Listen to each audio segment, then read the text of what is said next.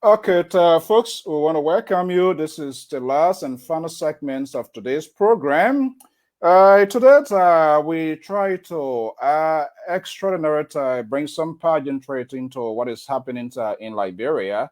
And Liberia Public Radio is trying to drive a system whereby podcast host, people that are maybe speaking for the government, speaking for the opposition, yet every voice, all voices mattered into the political dispensations in Liberia. But I will be talking to someone, a lady, a young lady, who strongly believes in what she's doing. Sometimes we have to give people the benefit of the doubt, what they are doing, and then we can be able to have a sort of discussion. And our ultimate goal here is whether you are supporting the government or you are supporting the opposition, so we want authenticity into what is happening in Liberia. And discussing about a sovereign nation is just not an overnight thing that anybody think that they can just talk and walk away. I should be held also accountable to common statements that I will be making. Am I effectively communicating or speaking the minds of a political party, what I believe in? In this segment, I will be talking to a young lady. She also have her own podcast. I have followed her for quite a long while. She has a non-for-profit organization in Liberia called Let Them Say. What are they saying? I want to be having DJ, aka Madam Conan Hall, aka DJ Fynest. I'm going to be having her. She's going to be joining me here very shortly. Welcome, Lady T, Felicia, Flamot, and all of our beautiful folks of the Liberia Public Radio, Venus, right here in my own ocean state of Rhode Island. We're going to be having the program that we intend to bring here called Crossfire. Because some people just talking and talking and talking for government, talking for opposition, and they have no idea, no clue what these people believe in and what they want to do for our country. So if you want to talk for the opposition, you want to talk for a government, that is fine. But you must be able to give all precise and concise news so that we understand what you support, because the message will potentially resonate with somebody and they will pivot in your direction. So we're going to be making these runs of court. Julie Rambo, Rambo Julie, the Prince, Cherie, the Michael Gilmont, Gibson, Jeru, and all of us, we people that have taken definitive positions in defending a government or the opposition, to Yasindi, Lofa Julius, and all of that. Because I'm not saying the unity, I'm not saying the coherent message in those people who tend to drive the message of the institutions that I strongly believe or have passion in. A politician comes and tell us one thing. They come and throw their support heavily beyond these politicians to the extent they put their life on the line. They can even commit themselves to firing squad if you give them the will and pleasure to do that. But are they doing it out of ignorance, or something else is happening that we need to understand as well? Because the soundbite, this discussion of these people also help to win voters for these people. And so it is not just only elected officials we intend to check on, we need to also check on ourselves as to whether we are giving the right message. Or is it being done for political purposes or some sort of political reward? The answer probably, not to be judgmental, it might be 80 to 85%. Exactly. So, all right, my guest, I believe, is here already. Let me just wait and see here. Son she come. Yeah. Okay, no, let me just mention Mike John. Mike John is here from Morovia. We are manager and also national correspondent. Mike, are you there? Are you getting me? Yeah, I'm getting you loud and clear. How are you? Good evening. Oh, I'm hearing you, Mike. are you getting me now? Yeah, I'm hearing you loud and clear. Okay, thank you for let me say, and good afternoon from your end. I mean, good evening from your end. Yeah, It's a bit late in Morovia. it's just little 6:18 here. So quickly, what's happening from inside Morovia? Well, Morovia is great, and as usual, people are here going about their normal businesses. It's just the normal political activities that are ongoing here. Hmm. But apart from that, the COVID 19, as you all know, the COVID 19 activities are still ongoing. People are continuing to educate one another. The public is being told Hmm. about the social distancing, about other issues, other health protocols relating to the fight against COVID 19. No. So basically, that's what's going on here. Politically, again, the national legislature has passed the recast 2020, 2019-2020 COVID-19 budget, Hmm. and that was, yes, a little over $500 million. That Woo. budget is in the tune of a little over $500 million. But there were few other lawmakers who did not sign up to the document. Okay. Are there any reason why they didn't sign? Well, according to them, the document was not probably probably deliberated, so as such they cannot pass such budget. So few lawmakers, including Monserrato County Senator Darius DeLong, Senator Yomli Kanga, Jonathan Kapi, and Oscar Copper, few of them, they did not sign the budget document on grounds that there are so many discrepancies within the budget, within the recast budget. For example, they talk about uh, 200, I mean $2 million within the budget that Mm. should be given to loan women, but the loan women were not specified within the document. So as such, they said they cannot sign such document. Wow. So it's because it wasn't debated on the floor, according to what you are saying. Yes, there were not much debate done about it, according to what we heard from Senator Dillon, because Senator Dillon walked out of session upon the passage of the budget. He walked out of session. He did not end session that day. So is that a normal tradition? So that's just the same old politics way of doing things in Liberia. Well, the Capitol building is a political ground. I mean, everything that goes on there is about politics.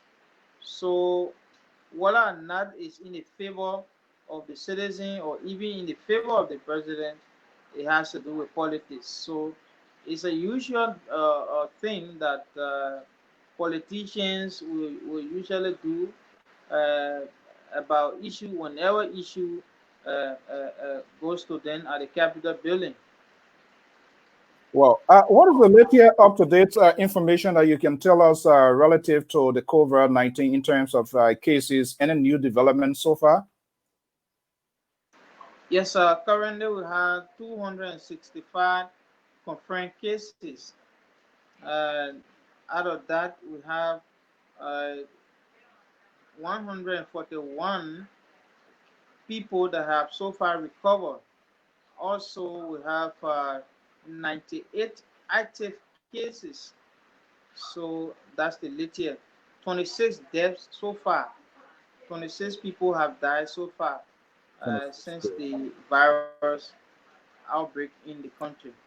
Hmm.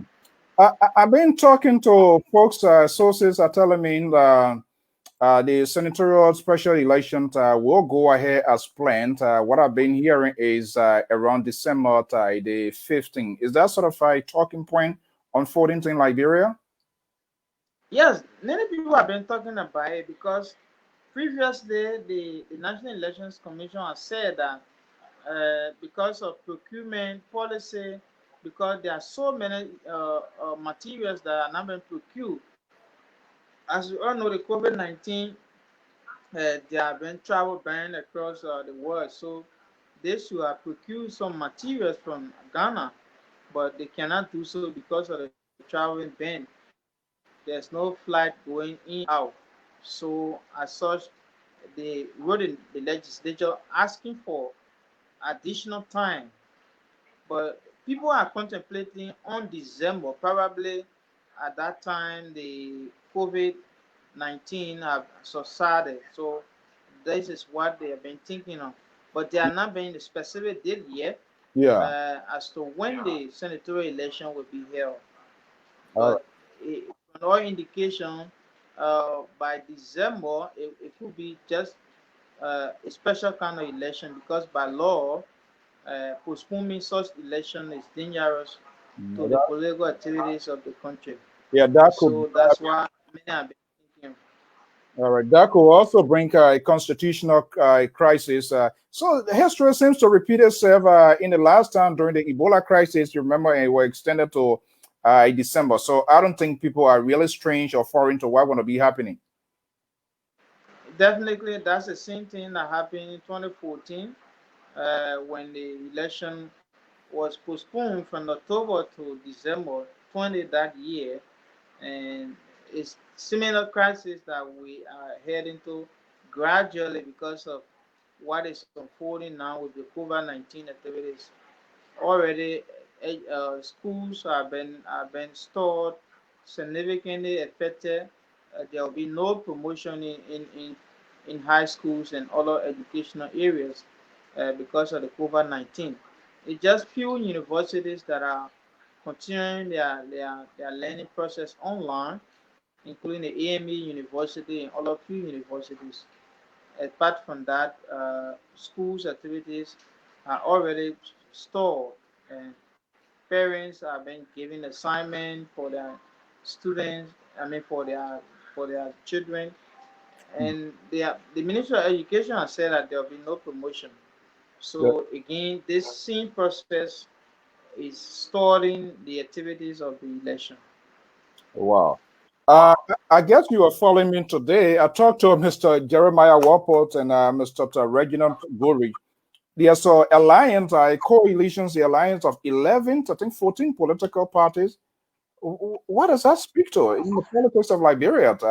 You have folk opposition coalition on the other side, and then we have another 11 coming together. What are Liberians saying when they see these sort of things unfolding? Well, it's a serious distraction to the voters actually, because the way things are going on in this country, um, there are few other political parties that are really known. Apart from that, most of the grassroots political parties are not really known.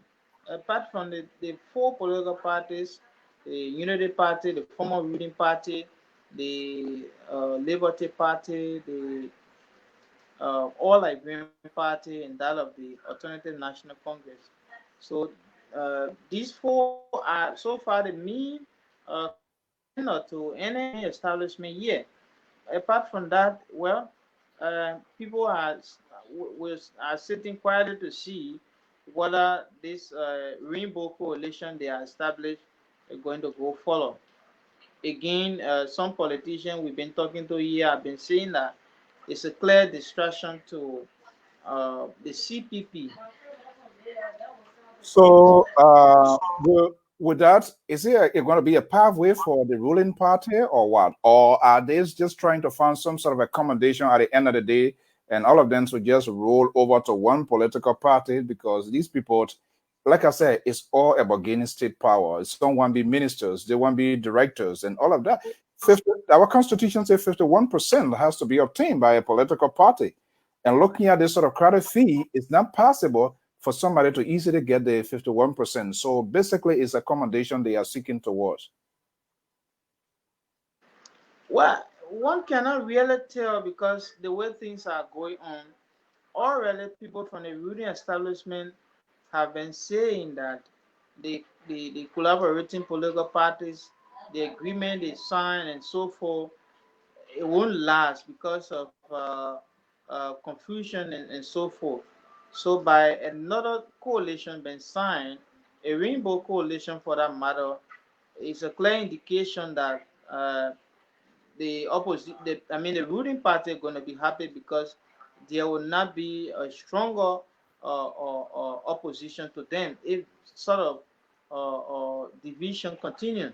Because the only way here in Liberia that political parties can defeat, I mean, the ruling party itself, a conglomeration. We saw it in 2017 Right. when when CDC uh, of Ambassador George Weah joined conglomeration with two other political parties to unseat the former ruling party, Unity Party. So that's one way that, I mean, ruling party can be unseated in Liberia, really.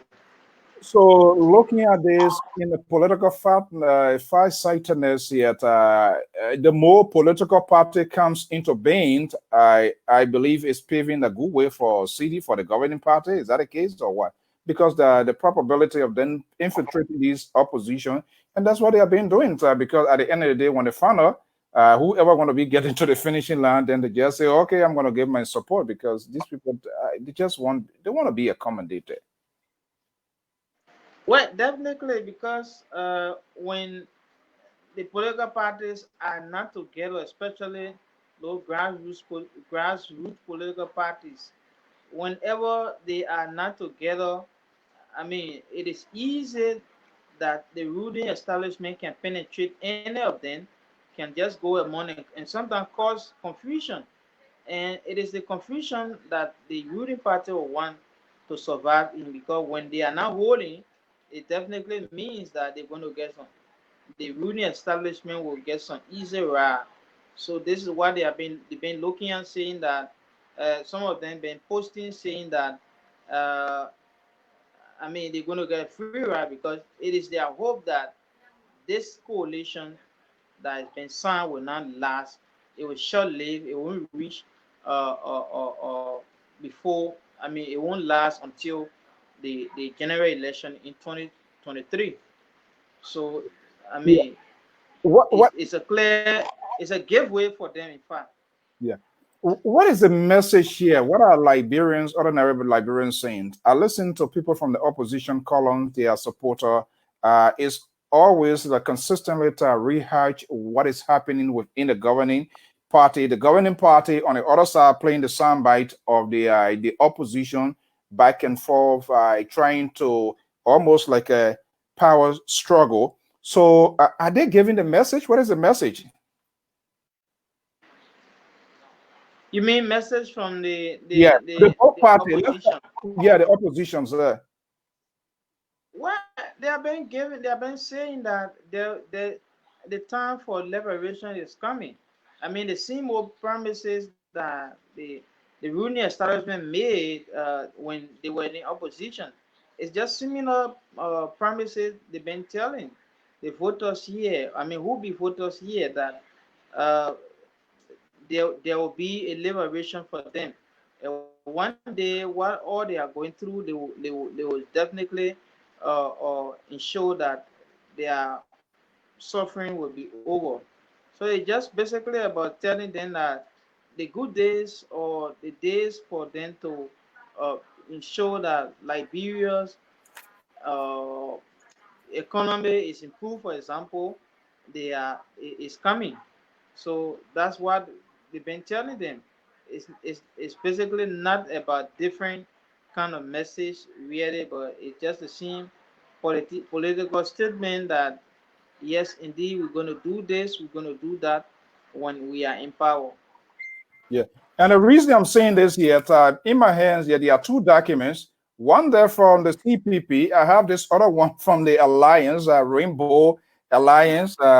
One is framework, one is declarations of intent, but they are also working on the framework. The question here, Mike, if these people, if they really mean business, and let's for discussion purposes, okay, the government is not doing what it's supposed to be doing, the government is not delivering, why not the four political parties and the 11, I mean 14 other, why not they put together to solidify their position so that they can have a good political fight with the governing party? Why they can't do that? Well, this is the main question that people have been asking, political commentators here have been asking, saying that with our conglomeration, the ruling party will definitely penetrate, will have some easy route during the election, because by not coming together, it means the CDC will have some clear way. Already during the past election, the CDC won about 14 of the 15 counties overwhelmingly. So it means when there is no conglomeration of such, I think they're going to have again another free will. I mean, another easy route, not free, but easy route uh, to the presidency. Already, many people here from the ruling establishment have been saying, always they are saying that President Weah, after 12 years, Liberia want to be developed, forgetting to even know that our presidency year goes for 6 years. So they are already uh, people from the ruling establishment are already thinking about 2023. They are thinking about 12 years. In fact, after So, this term, they are thinking about no years. so This is yes. what they always say. So, is there any? I know the COVID-19, the virus issues is crowding, but I don't think people need to use when they're sleeping. They need to or leave their one eye open politically.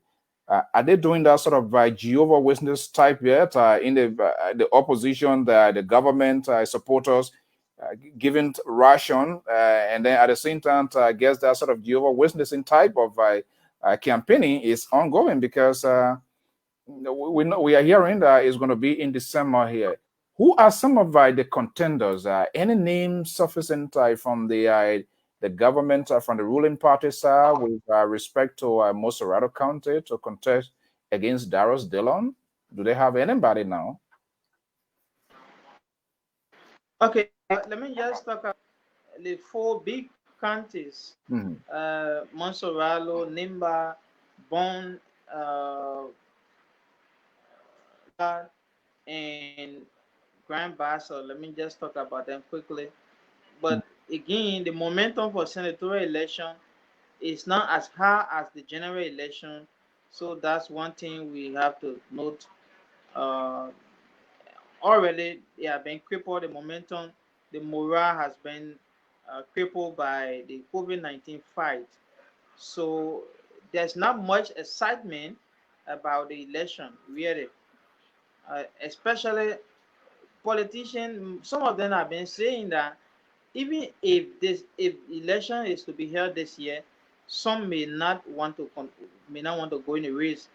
I was just joking with one of them who said to me that he had already spent almost all of his money on the fight against COVID-19. So any election this year, he might not have any funders. Well, is it Yes, what he doing? Why giving relief? You gotta give to the people, right? yes, he has spent what he's supposed to be spending during the election on the COVID-19 fight. So even if election is here this year, he might not have much to spend doing on his campaign activities. So in Monserralo, the battle it seems will be between Senator Darius Dillon and that of uh, journalist and entertainer DJ Bernard Benson or DJ Blue. Uh, Remember the last election that brought Senator Sir Joseph into the Senate? He came second. So he's one of those that people are going to be looking up to. Even though he has not Declare. been confirmed on any ticket yet, but so far they are the two people that people are going to be looking at here in Monserrado County. In Wow. So, Nimba, of course, there are several names that are coming up.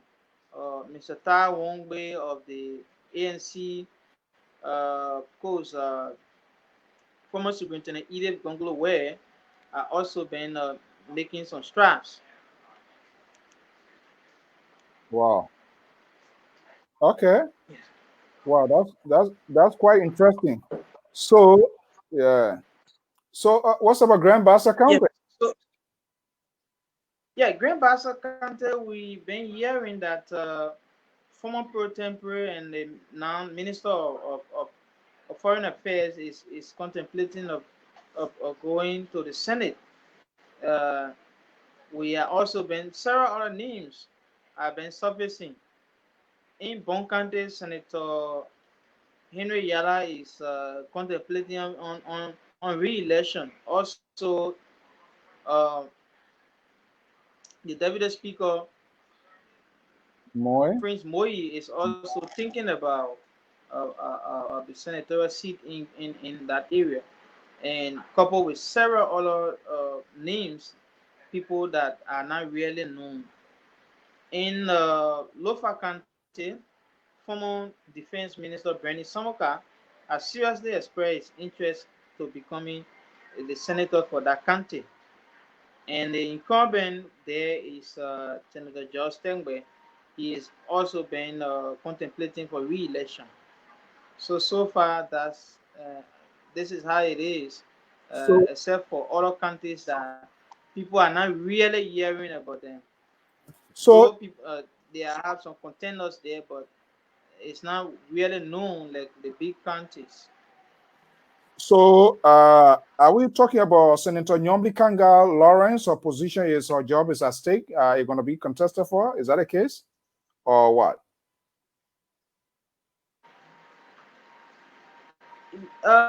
Yes, indeed. No. Actually, because those who came in 2023, in 2014, will be going 2023 for election. So the senators that were elected in 2011, those are the senators that are going Oh, for election okay, this year. okay. So Senator Kanga came. Uh, Yeah. So yes, she's now on the ballot this she time came in around. 2011. I think she She will be she in during the presidential she election. came in by election in 2010. Hello? Yeah, yeah, I'm hearing you. Yeah, go ahead. No, I said those who are going to election are people who were elected 2011 Mm. and they started 2012. So this year will make them exact 9 years. So they have to go for they have their term will be finished next year January. Oh, okay. Well, that's quite interesting. But we need to find some of these candidates, even though in the mix of this COVID-19, so that they will tell us their agenda, to what they have in plan for these counties for which they are contesting to be sent. Uh, Former Minister Tabrani Samuka, is that for Unity Party or what? Do you know? Well, we don't know yet which party he's going to go, he's going to contest on, or which ticket, but he has been a United Party member for a very long time. Uh, Probably he might just be contesting on Unity Party ticket, but it's not yet confirmed, Wow. really. They're politicians, you never And know. we are also been hearing that MCC, uh, the head of MCC, Morava City Corporation, Mr. Jefferson Koshi, is also wanting to become senator for Lofa County. That's another rumor that we've been hearing about the Lofa County senatorial process. Uh, well, these are all strategic positions so that when anything happens from the presidency, that they will still be incorporated in one of the branch of government that happens to be the legislature. Oh, wow. That's interesting that we will keep following this news coming from inside Liberia. Politics has been playing. It's quite interesting, quite fascinating. I'm not sure what her name, Madam Hort, should be here by this time. I'm not getting message. Other than that, what are you hearing outside of Morovia? What moreover is current, and like I said, since the curfew or the lockdown was adjusted to 6 p.m. and again there have been few violators. Yesterday I was around the Airway Junction where I saw violators and they were being penalized by the John security, some by picking papers, and some were told to take off their shoes and slippers and go through the security line. Okay, I think we're having a break in that in transmission. Mhm. Are you there, Mike? Yes, we are facing some internet problem. Mm, yeah, So there were some that's the last who name. were also told to were issued tickets. Some cars were issued a ticket to pay some money, government revenue, and so forth. Oh Yeah, wow, they're giving ticket and things. All right, yeah. Well, violators everywhere. Sometime there's coincidence, yeah. something attached to the. Okay, what, Mr. Mike Dant, we want to thank you so much for giving us a update. Is there anything that you want to share with us before you leave?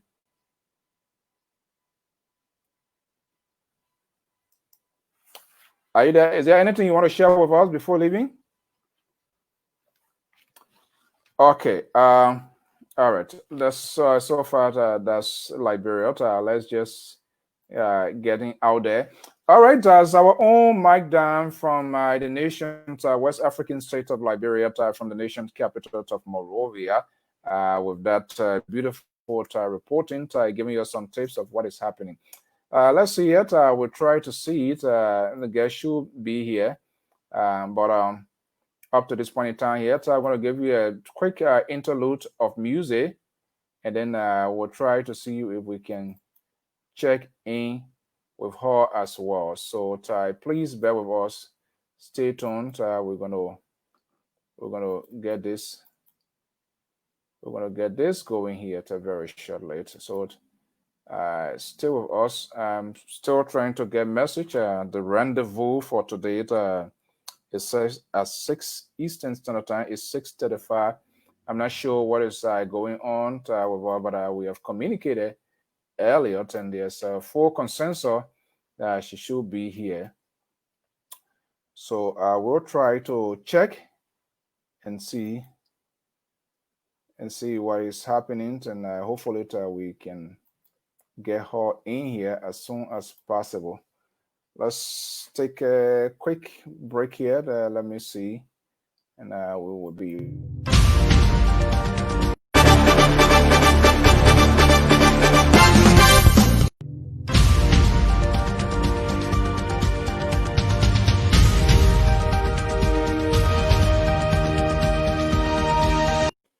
Okay, I believe my guest is here. Let's see here. All right, there you have her. Okay. Okay, I believe my guest is here. Let's see here. You want to? There you have her.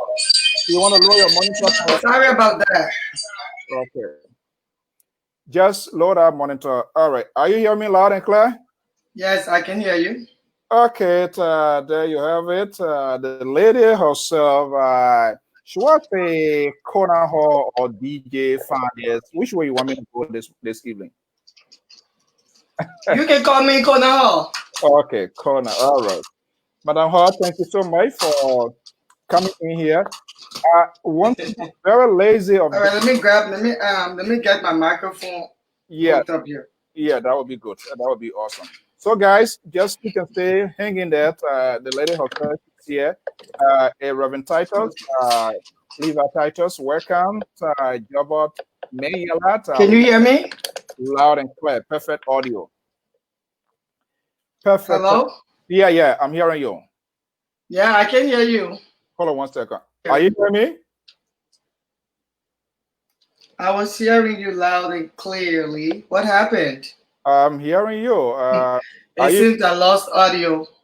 I think from the. So let me try to fix that. Yeah, I think from your end. All right, I can hear you now. Go ahead, please. Okay. All right. Thank you so much, and good that you're here with us. You know what? I'm lazy in making to introduce people. That's something I'm still trying to learn.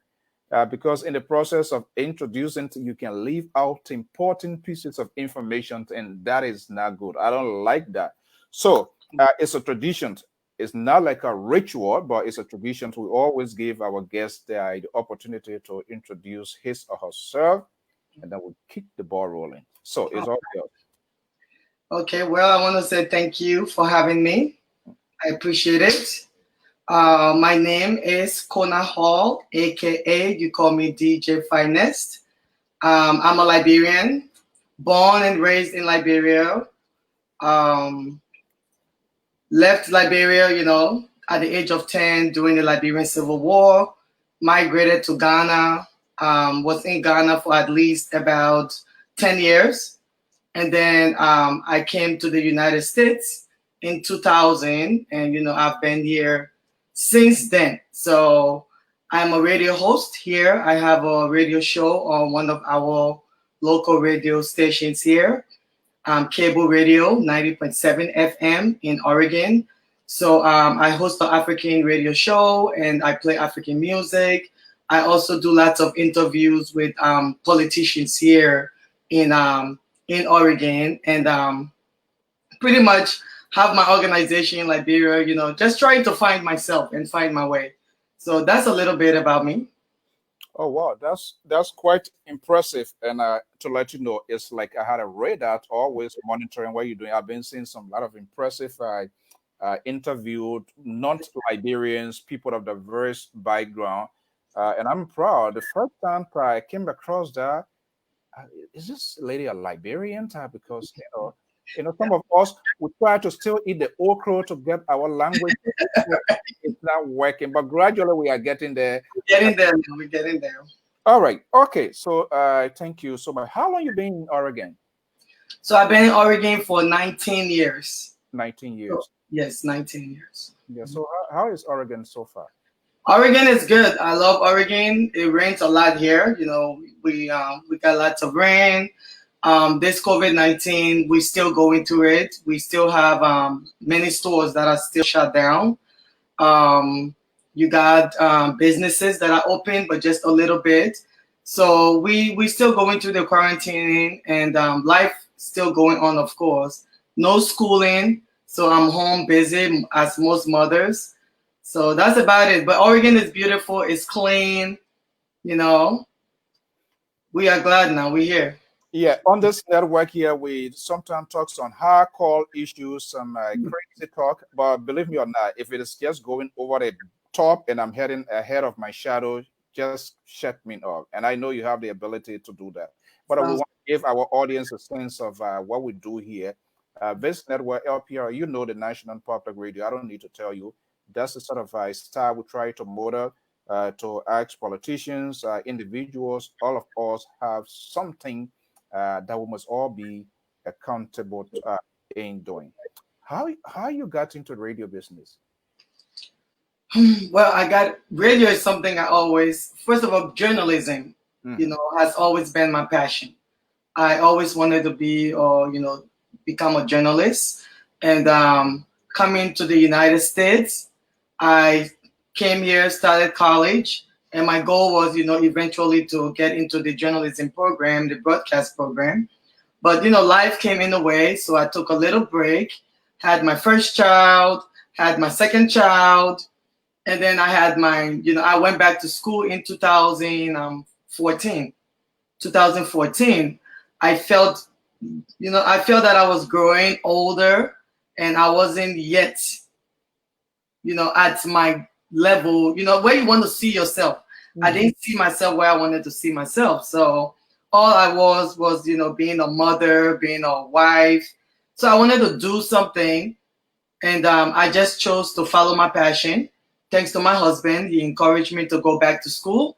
So I went back to our community radio. I mean, our community college here, Mahood.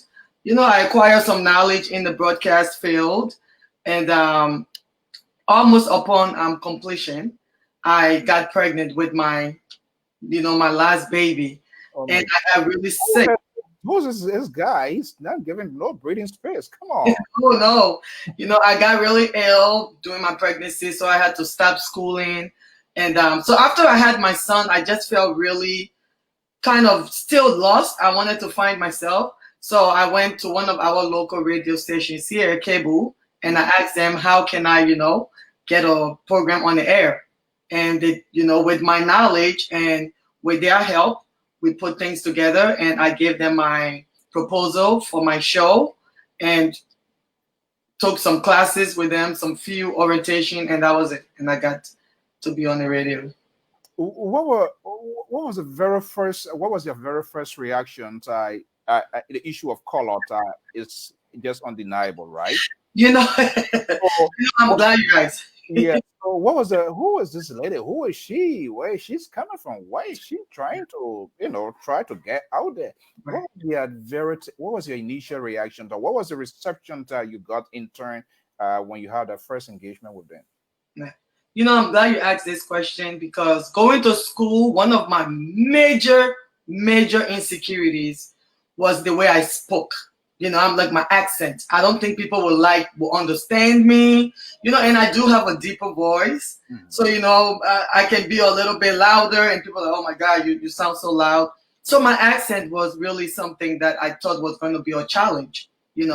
with my broadcasting career. But no, no, no. When I went to cable, even all through college, my professors used to tell me that, I shouldn't worry about that. I have a very strong voice. Either way, people will listen to me. And you won't believe the very first time your podcast pop up, and when I listen to it, when I get the voice, a broadcaster, when a broadcaster, someone who, because they get their voice through their because when the broadcaster talk, I'm not talking about the little chihuahua talking all around here acting like this. Something when a real broadcaster talk, and when I get, I say, this lady here, God, there's something, Right. and that was just it, correct? Yeah. Yeah, and it was easy. Once I started doing my, volunteering with cable, and I actually started speaking on the radio. It took a while though for me to get comfortable with my voice, but they really encouraged me. They said, we can understand everything you're saying. You're doing great. Just be yourself, and that's what I've been since then. Just myself. That's the good thing I like about this country. They motivate people. Even when you fall in that, they will tell you, say you're okay. I'm not even okay, but they're going to tell you okay. That's how they motivate. That's how they encourage people. And I think that's what is lacking within our society. We need to showcase talent. It's not all about Sarah Joseph, Daryl Dillon, Joy Weir, and this Myombi Kangalore. I think there are a lot of potentials out there, and that's what we're going to be doing here. So, you were little when you left Liberia. You had a personal experience with the civil crisis. Was there something that turned you into the direction of being a journalist, being a broadcaster, sitting behind the microphone? What prompted that? Well, my curiosity. I'm very curious. I've always liked to know what someone's doing, why they did it, how they did it, So even when I'm driving, I'm that person driving, but I'm looking at the the person in the car next to me, what they're doing, So I'm very curious, and my curiosity led me to broadcasting. I just felt that, there is so much to learn. There is so much for me to also give out to my people. And regardless of my age, regardless of my sex, I just, been a very curious person. Growing up, always been curious in school, and I love to debate. Oh yeah. Oh yes. So in school, yeah, they used to call me KONAH the Destroyer, because when I get into the debate, I'm not stopping until I win. That's So, Yeah. so all these characteristics, kind of built up wanting to join the broadcasting world, and also, just to have the opportunity to raise awareness on issues that people should know about, but honestly, many people, have no idea. So as a journalist, as a reporter, as a host, as a DJ, I use my platform. I think it is my job to speak up. So, all these things really led me to broadcasting, just wanting to put the message out there and raise awareness to people. Okay, that's quite correct. You have an organization, let them say it, Liberia. How this nomenclature came about? What should be saying? Let them say Liberia. What is the interpretation of that? Right. It's very simple. My one day my cousin, we were having a little barbecue at her place. And it was like so many people, and we were talking about Liberians. We were talking about Liberian, how Liberians like to gossip, and she was saying, "Oh, let them say, let them say." So I told her, I'm like, I like that. One day I'll have a show called Let Them Say, and that was like actually 10, almost 10 years ago, and that name just stuck with me. And I told her that the day I start a radio show, I will call that show Let Them Say. So to me, Let Them Say is like, feel free to say what you have to say. Don't hold back. And when people talk, let them talk. If that's what they want to say, let them say. Wow. That was what sort of interventions? That was a sort of signal that just goes, it look like there's something kind of suit with what I'm going to be doing. Okay, so let's talk a little bit. Talk to me a little bit. Let them say Liberia. What are you engaged, or what this organization is engaging in Liberia? Well, thank you. So Let Them Say Liberia is a non-profit organization based in Liberia. And we've been around for about 2 years almost now. And our goal is pretty much to educate the young Liberians. We work with middle school, elementary school students. We work with high school students.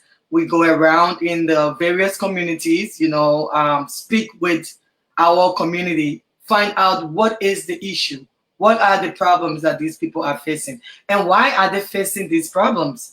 So we try to get to the core of the problem, the source, and then when we get the problem, we come back, we reach out to our sponsors, we tell them what these problems are, and then they give us the fundings, and we go back to these families and we help them, in the manner which will improve their lifestyle. So let them say Liberia, we're out there to improve the lifestyle of Liberians. We're out there to raise awareness to our Liberian people on educating the young Liberians. So that's what Let Them Say is doing in Liberia, and that's what we're about. Who are the beneficiaries? How many beneficiaries do you have on top of your head you want to share with us?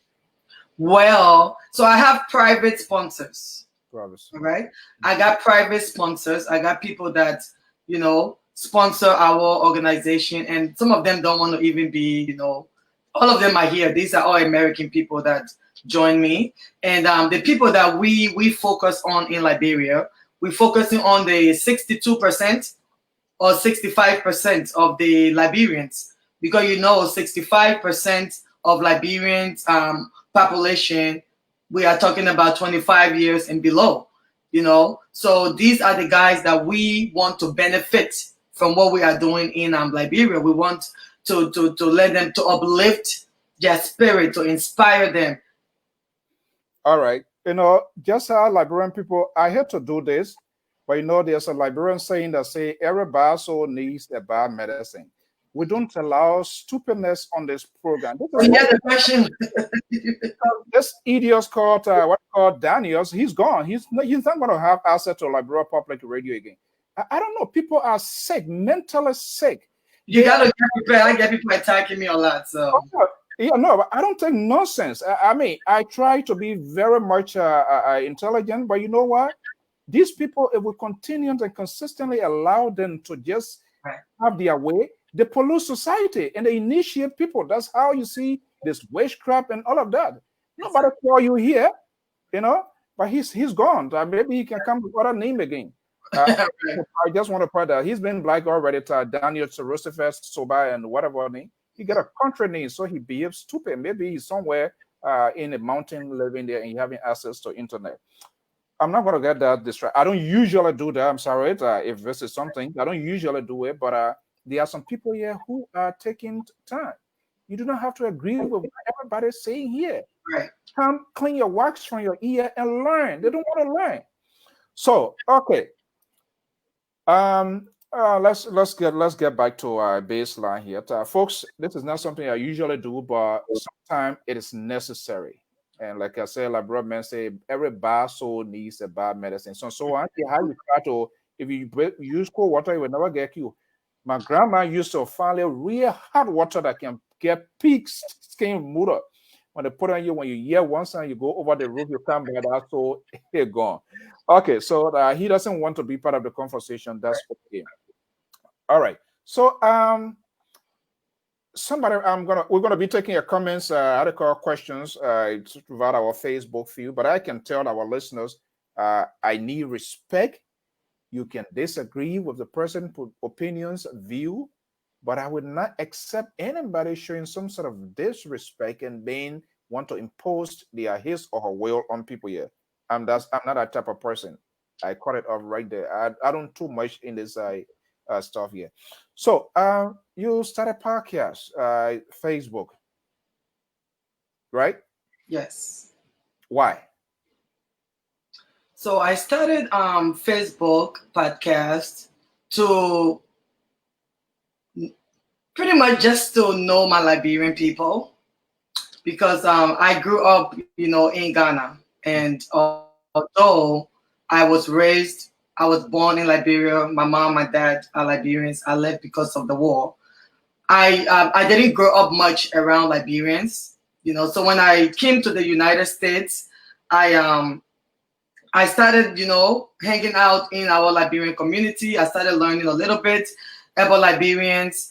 But when I started doing radio, I didn't want to just reach Liberians in Oregon.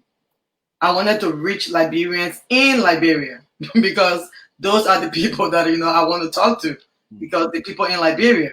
So I figured if I came on Facebook and I have a podcast, it's gonna be worldwide. So I'll be able to reach variety of people. My range will be wider.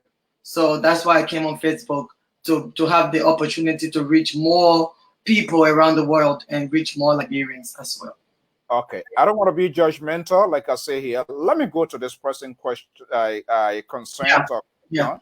and you can address this, and we're going to make a follow up.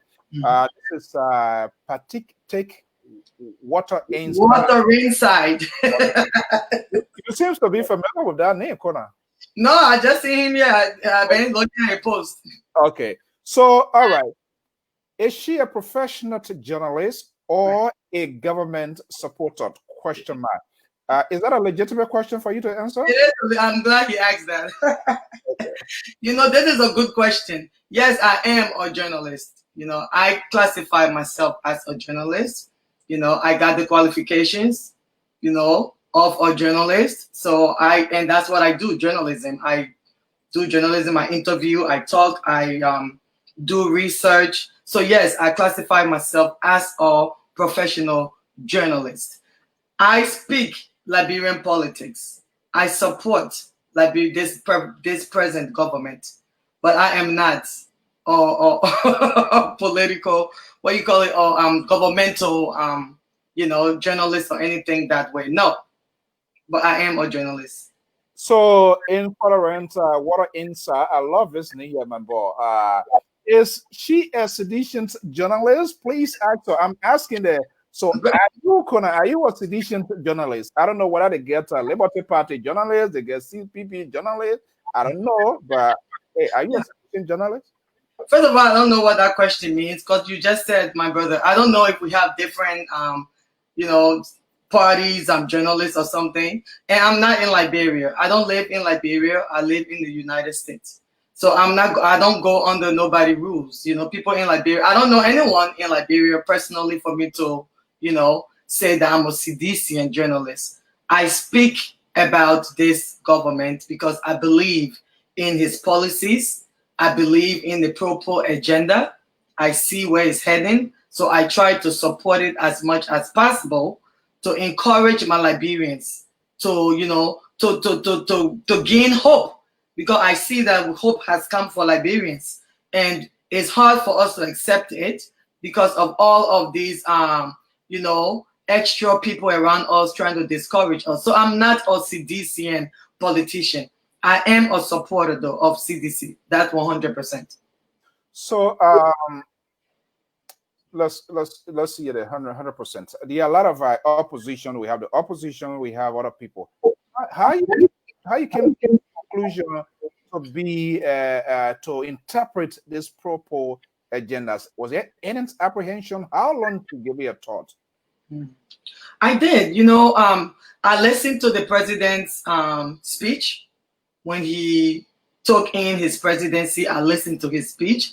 I've been following, George Weah's work as a humanitarian, not as a president. You are host, and I know you can't allow things to easily slide, and so there will be some sort of interruptions. I forgive me on that. You listen to his speech. The speech, is it practical? Is it in reality of what is happening today in real world?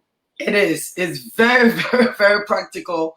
And yes, when George Weah, when I listened to, his speech, and he's talking to the Liberian people, what I see in this president is I see a man who is relatable, I see a man that we can relate to because he has been there. And not only is he just saying it, but his actions, are proving it. Now, when George Weah talks about the pro-poor agenda, to me, just the title, pro-poor, it caught my attention. Okay, pro-poor. Because if I'm in a poor country and somebody say I have an agenda that's pro-poor, then I want to know, maybe this agenda can take me out of poverty. But let me ask you, DJ Fynest. I want to be mixing the name up here. I want them to know who. Go ahead. Thank you. And all of that. Have you asked all of the questions necessary? Calling the name Propo. Is he living by the way? Is he living Propo? Are they doing things that warrant Propo that get you to be convinced to interpret their agenda?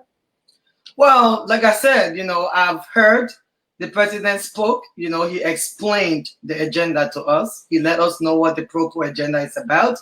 And his agenda is about unity, development. These two things I really, really love. I love the fact that the president wants to unify and bring people together. I love the fact that the president believes in development, which to me is one of the number one focus of Liberia right now should be development. So if you have a president who believes in development, and not only is he talking about it, but he's showing the development. He's letting us know that right now, from what I know, the government on tour, with his housing project, and they've been developing urban areas. I love that. I love the fact that we have a president that's not only thinking about the city, but he's also thinking about the rural areas. I love a president that's not only talking about building roads, but he's actually building roads. So when I see a president who ended or what you call it, completed an initiative that the former government started, such as the military hospital, I'm excited that he didn't get into power and forgot about it. He didn't get into power and ignore that. He completed it. We had to see what he's doing. The country's been through so much over so many decades. We don't expect things to just fix right away. So his proper agenda to me is going to develop Liberia and is going to get Liberia out of poverty eventually. Right now, we might not see it, but it will work. So, Madam Hall, talk to me here. You talk about the president building houses. As a matter of fact, a year ago, I was in Liberia. And I also heard, I'd like to go on the Facts Funny mission. I heard all the President Church are giving, what you call it, holy oil and all of that. And when I got there, my team, we visited the church. I asked for the church. I say, I'm here today. I'm XYZ. Introduce myself. I'm here with my crew. And I want to have a Pastor live and do it. And this, beyond that, I decided to talk to the pastor, to press Pastor, what's his name? Emmanuel, Pastor Emmanuel, for the interview because I wanted to get to the bottom line. And I was happy he granted me the interview. That comes and gone. But this is the president, and I'm thinking how you're going to process this here. He was a senator. He did an extraordinary job on the international scene. No question about that. Nobody can question that. He was a senator for all these years, and Liberia to be in the country coming out of that, and all of a sudden he became president. Demolition starts. He began to build houses. Do you think Liberians or ordinary Liberians have a reason to frown, to question as to where in this country, right? There should be a separations of officials, activities. Mm-hmm. Is that a concern to you when you saw those structures being erected? Do you see the argument ordinary Liberians as valid? No, I actually don't see the argument. And as a matter of fact, I think that if it was not for the noise, all the yo going on, all the unnecessary, not even, realistic. They are not being realistic. All right. So all the noise going on, I think has influenced, the Liberian people a lot, because being a president, I don't understand why when you are president, you cannot have a property or you cannot build anything for yourself. I don't understand why Liberians think that's okay. I mean, we live in America here. You can tell me when Obama was in power, the house that Obama moved in after he became, after his presidency, that was a new house he built. Do you think Americans going to hold him accountable and say, oh no, you used the American money for that? No. Because they know where Obama came from. They know who Obama is. They know what he has. And it also has a level of respect, and the Americans are not joking with well, now their politics look like a little bit, like a joke, but they don't joke with politics as we do back home. So when you see a president who is George Weah, this man is not poor. We know this whether we like it or not. I'm not here to argue with any Liberian, oh, George Weah broke, you don't have money. I'm a realistic woman. I want us to talk about real life. Okay, this is a man who came into power. He was not broke. He might be broke to you guys because you want to say something bad, but we all know he was not broke. Liberians argue with everything.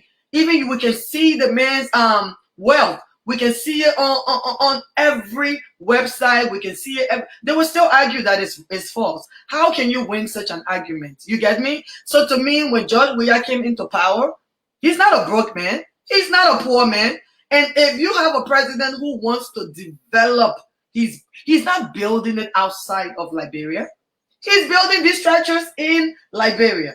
And you said something. You said that in the international world, George Weah was doing outstandingly, like he was doing so well. Why it didn't go well in Liberia? Nobody can police Liberians. Liberians are difficult. Not until we Liberians can get our act together. A man like George Weah seems out of the box for us. You know, yes, he's a Liberian, but he grew, he's seen outside of Liberia. He's seen what the outside world, has to offer. And he learned, so for him to come back to his country and want to implement these structures, not mud houses, but actually buildings for these villagers that have been over there 75 years plus and haven't seen homes. Why are we complaining about his property? In what constitution in the Liberian, what you call the constitution that told us or tells us that the president cannot have a property when he is a president? Like, who says that? So that right there is another thing we need to work on, because we are believing people with their own personal agendas, that come on their platforms because they have their own gain and they are here to tell you guys, all this false information. But the president has every right to build any property he wants. Why not? He has money. He's not broke. He ain't poor. So this is the thing here. The president he has been that, but is there any apprehension to you as him being some of the things that are happening within the government? A lot of talk been happening here. Are you concerned with some of these things here? Or is there no only alternative? You don't see no alternative. So is that what allowed you to take your decision to be so definitive of the support for the government, which of course everybody has a right to do that? I'm so glad you said that, because this is actually what I believe. I don't believe Liberians, we don't have choices when it comes to how we want Liberia to grow, but the right way. That's the only choice. We want Liberia to go the right way. You have Alexander Cummings, you have Benin Ayure, you have Joseph Boyka. Those are choices. Those are some of the few people that was in the field. What's wrong with them? You didn't see no authenticity in them? No, those guys are not option.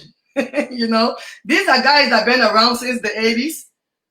And this is my argument with you. How can we Liberians gain hope from guys that have been around since the 80s? Alexander Cummings been around since the 80s.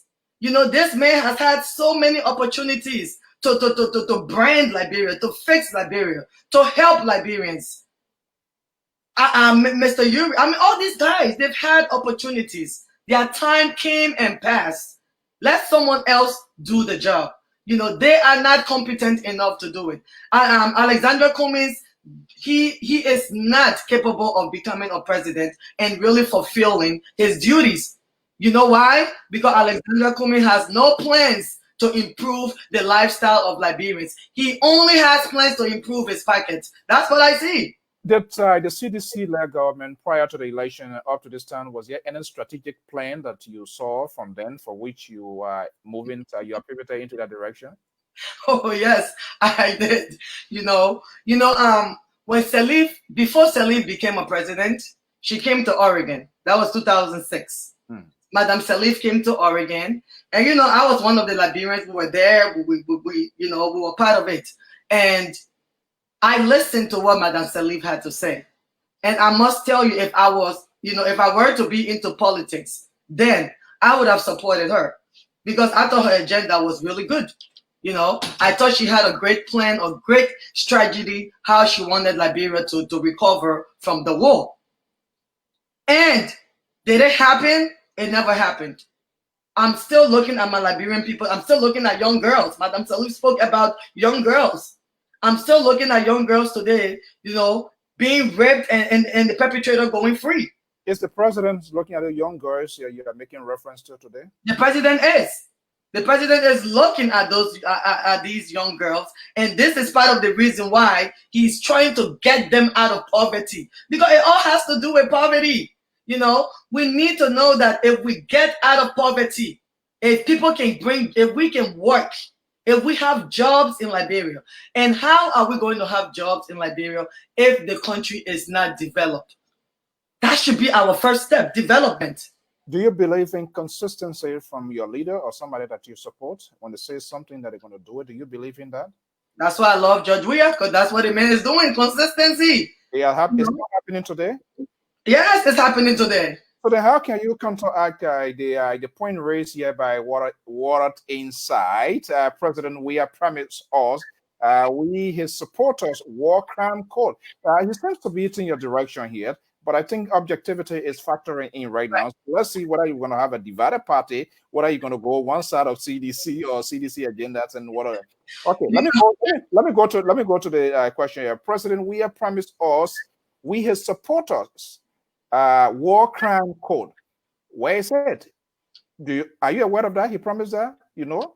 That's a good question. Now, my answer to that question, I tell my Liberian people: you as a human, when you make a promise to someone, is there a time frame?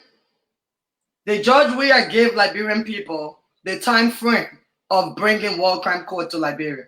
Did he promise Liberians that within 1 year, within 6 months, I will bring war crime code to Liberia? Or did George Weah say war crime code is part of his agenda? You know, these are two different things.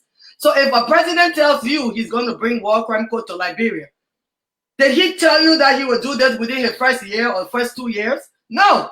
So if he is doing focusing on development, then that's what he's focusing on right now. Do you want war crime code as a person who saw the heinous crime being committed in our country, which of course you might be later by the time, but history it began to surface, and we are saying that. Do you want war crime code in Liberia?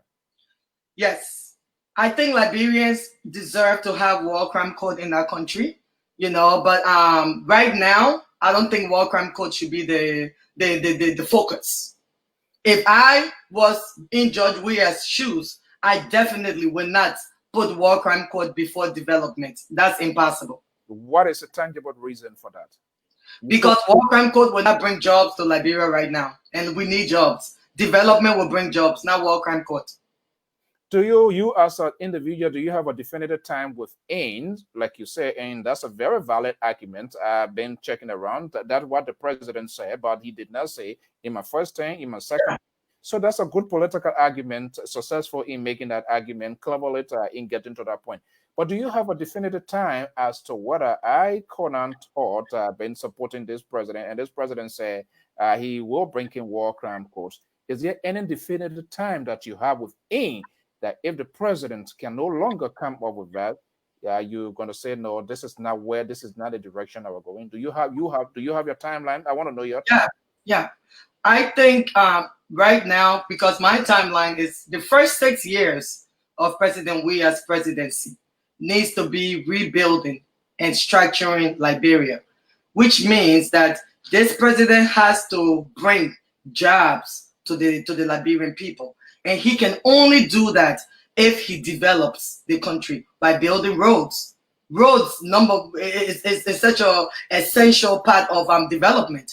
So building roads going to bring jobs to the Liberian people. It's going to bring, foreigners. It will bring tourists to Liberia. People will bring in money, investors, when you have roads. So to me, George Weah is focusing on rebuilding Liberia, structuring the country, making sure that all this corruption that's been going on over the last 10 years, we are looking into it from what I learned, and that's what I've been seeing, that this man has been focusing on developing Liberia, bringing jobs to Liberia. Let Liberians catch a break.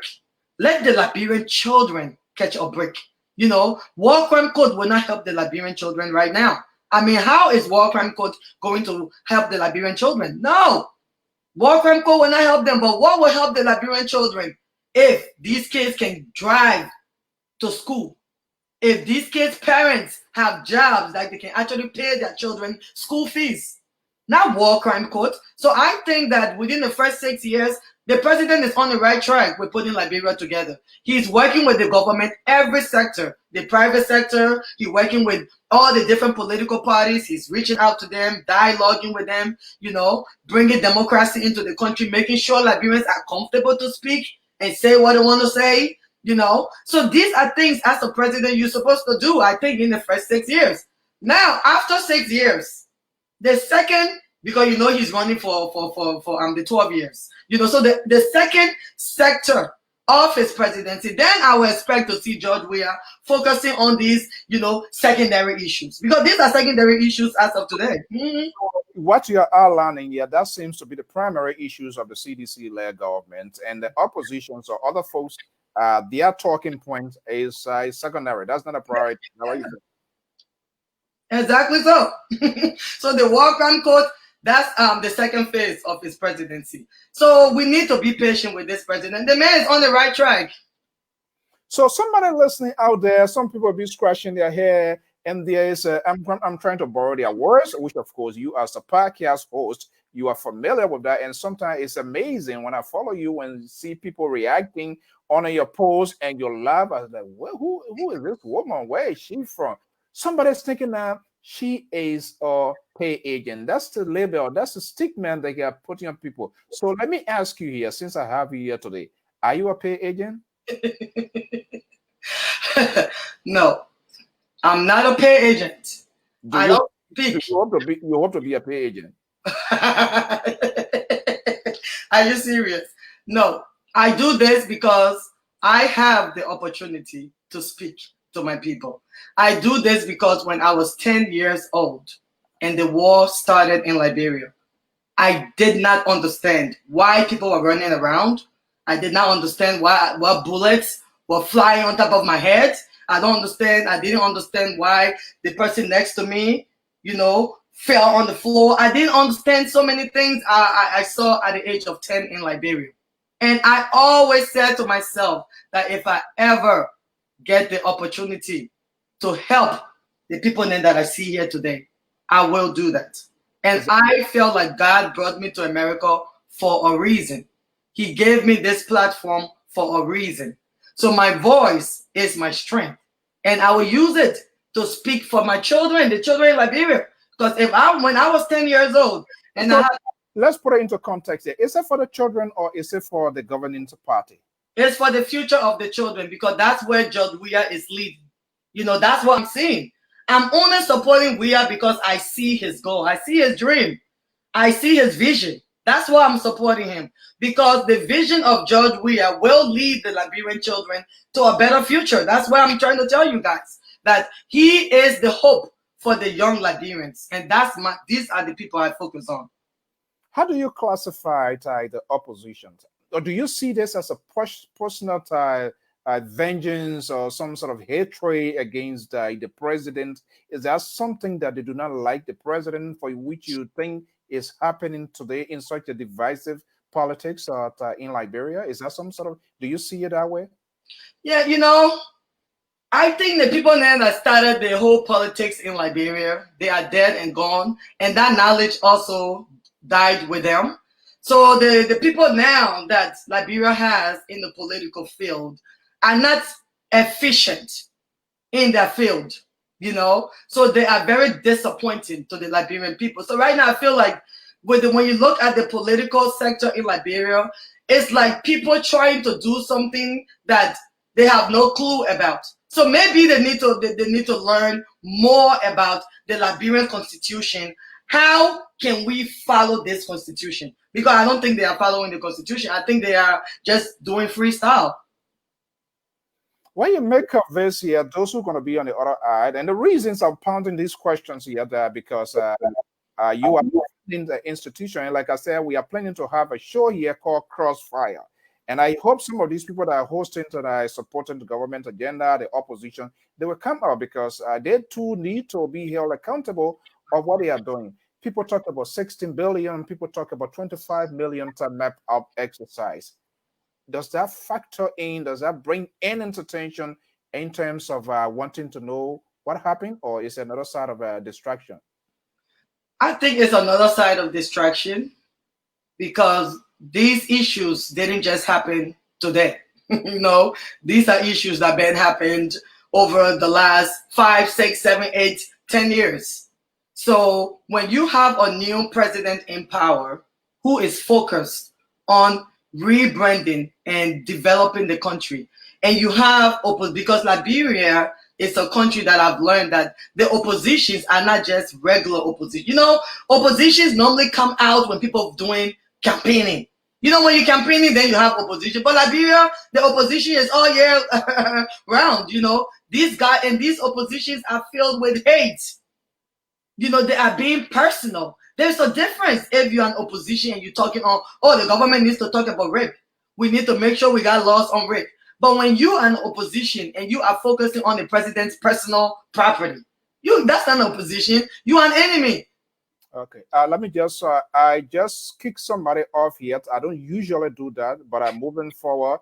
We have to root out some bad elements in our society. This network, you can disagree with me, you can disagree with my guest, but when you become judgmental, I don't know whether you know her, and to say she gets a person here, you need to. Yeah, and I'm asking you now to get that comment. I don't think that's going to even bother KONAH, but please. You can disagree with policy, and that's one of the things I've come to realize is not happening. So talk to me a little bit. I've listened to a lot of people, the oppositions, the government people. You guys' message is not coherent. That's my personal views. That's my personal opinion. The opposition, people that are in the opposition consistently hatch what the government is doing. Government people come and rehatch what the opposition is saying. I am looking for alternative. I am looking for strategic policy as to how this sort of poverty submergence that we are in, how the lawmakers going to put legislation. Let me tell you, I'm not a fan of lawmakers rationing bucket, chloride, and money. No, put a legislation in place to alleviate so that the people will be empowered.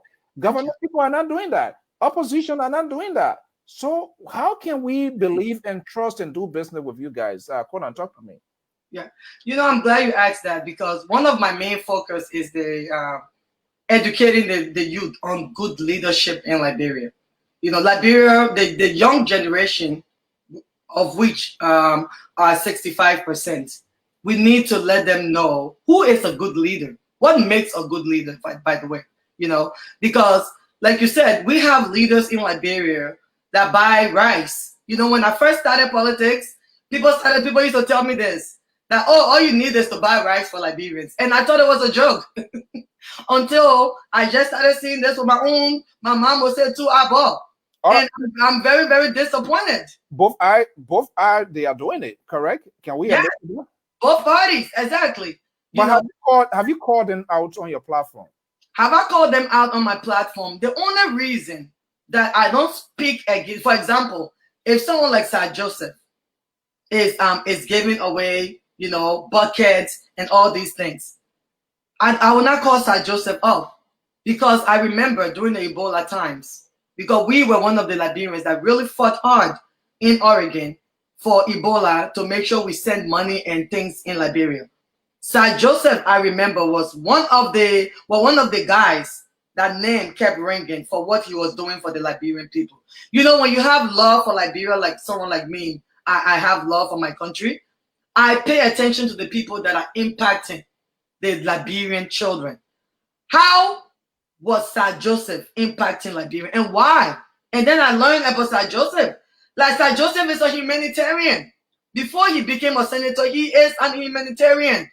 Just like President Weah is. So when I look at the people that Weah is associating himself with, some of them, they are humanitarian. These are things they've been doing before even their position. But when I look at the Darius Daly, come on. I Googled, I researched Dylan. What has Dylan done for his people? I'm yet to know. Why would I support that? So I will speak against Dylan because Dylan to me is an example of a leader that has done nothing for his Liberian people, and Liberians don't need such leaders. No, we don't. Okay, Jennington Msa here is asking the question. Can you tell us some of the flaws of this government? Do you see anything, this government flaws? Some of the flaws of this government. Let's see, what are the flaws I see in this government? I mean, not every government official I'm looking at as, you know, doing the right thing. No, not because it's you in this, you know, you're under George Weah administration. So no, there are some government officials out there that I think, you know, could be better, could establish programs that will help their communities. You know, like I'll go back again to Sir Joseph. Although Sir Joseph helped Liberians a lot, but Sir Joseph can implement programs that will sustain Liberians instead of always helping them when they need it. You know, open a program in your community because Sir Joseph is he's a senator. You know, so start a program, a community-based program. For example, Job Plus in Liberia. You know, Job Plus is a program that help the kids that didn't complete school. You know, you didn't complete high school. You get into the Job Plus program, what it does for you, they help you to complete your GED, to get your high school diploma, and then help you get into a career field. You know, so they mold you from being a no high school graduate, and you are becoming into, you know, becoming someone who has entered the workforce and is prepared. These are programs I think we need to implement. Food pantries. Why can't these government officials, all of them, all that they're helping the Liberian people, instead of continuously giving it to them when they need it, start a community program like food pantries. Build food pantries in your communities, you know? So these operational funds, like Darius Dilly said, why can't we use some of this money to start a food pantry that will give the Liberian people food, free food? So from the Liberian government. Have you identified the flaws by the government? Is that the answer? So to me, the flaws is that some of the government officials, you know, are no different than a man like, I will give example like Darius Dillon. There are so many government officials that are just like Darius Dillon. They are not using the money to do what, you know, necessary for the country or for their community. But apart from that, will I see this government and say, oh my God, you are wrong, you are wrong? I cannot say that because the problems in Liberia have been there too long. So maybe after we are the next president, after that next president, then I can start to blame, you know, government officials for problems that have been in Liberia for you know, for a while. But for now, all of these issues been there. So no, everybody learning. Okay, let's switch the gear here. Like I said, for, two of my phones, the iPad and all of that, I have notifications on everybody when I come on, whether I'm at work or whatever. I try to chip in and I monitor your podcast for the most part. You are a married woman, right? Yes. Yes. And I sit on your podcast, people, and unfortunately, that's not a tradition that I used to, and I never want to use to it. I tell people what they need to know. You don't have to agree with me. You can have your opinion. People come on your podcast, insult you, and I will see you. You will laugh over like this. You look at the comments, and then you burst into laughter. What the heck is that? You know, it's my only way to get over it because I don't take anything personal. I knew from the get-go that with my message and with the passion that I have, people will be, you know, I will have lots of enemies because I'm not coming to please anyone. You know, I'm not coming to suit anyone.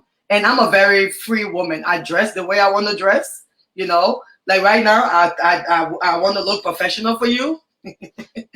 So I dress, I know when to dress, I know what to do, when not to do it, you know. I'm a woman of a certain age. I can carry myself however way I choose to.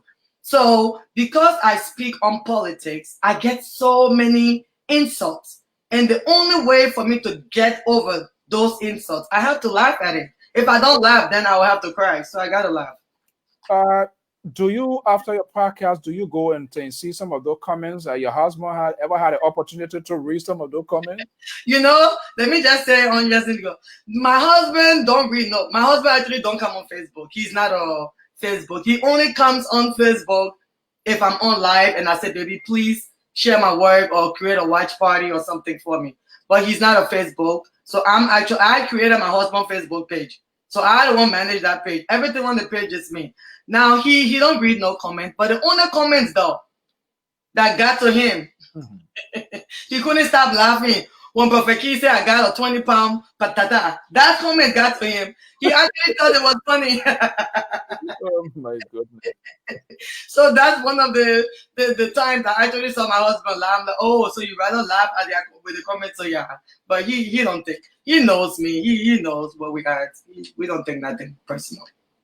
So after your show, you look at some of these comments, you take a glance.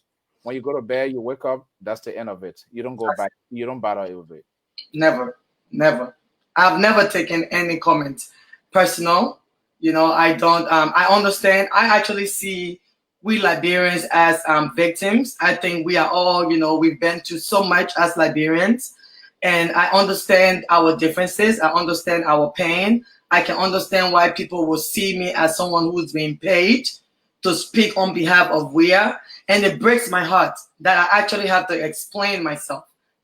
Because I genuinely believe in this guy's dream, and WEA don't have to pay me to speak for what he's doing for Liberia. I owe that to my Liberian people. It's my job to speak on these issues. So no, I do this for the love, and I genuinely care, and I just pray that eventually Liberians will see me as someone who really cares for Liberia. And I was once a Liberian kid that went through the same thing. Let's insert some social enticement into this conversation. We're going to be moving here and there. DJ Fynest. How that name came about? So DJ Fynest came about actually one of my friends on Facebook, because when I started doing DJing, I was like, oh, I need a DJ name, and I went on Facebook and I posted that somebody should help me with a DJ name. So I had so many different options, but I picked that DJ Fynest. I was like, well, I think I'm fine. People tell you I'm fine. So, and being Fynest to me is like, it gives me a sense of sharpness. I feel sharp, and it brings my alter ego out. So when I'm on there, I feel like a whole different woman. So, what seems to be like a rhythm into our political culture disco, women are all insulting, abusing, using profanity, unbelievable imaginable to words on the social network, not to mention the men as well, young, old, and all of that. People using fictitious name. I never tried that before. I intend not to do that. You either see the Franco Zienso or the LPR LIB messenger, because I am just who I am. If I want to say it, I will say it. I can't hold back. Mm-hmm. When you see these kind of things happening, what comes to mind? What does that tell you about the society that we are in today? We lack identity now, We lack identity. I just think that our society today, we're just confused, because of all the issues that we face in Liberia, because of all the lack, the years that we've gone with no education in Liberia. So when I see people on Facebook, on social media, some people cannot even be themselves. They got to be somebody else, and then they will come under your page to insult you. I just see us as victims. We need help. We are losing ourselves. Like, I see people crying for help, like, help me, help me, help me.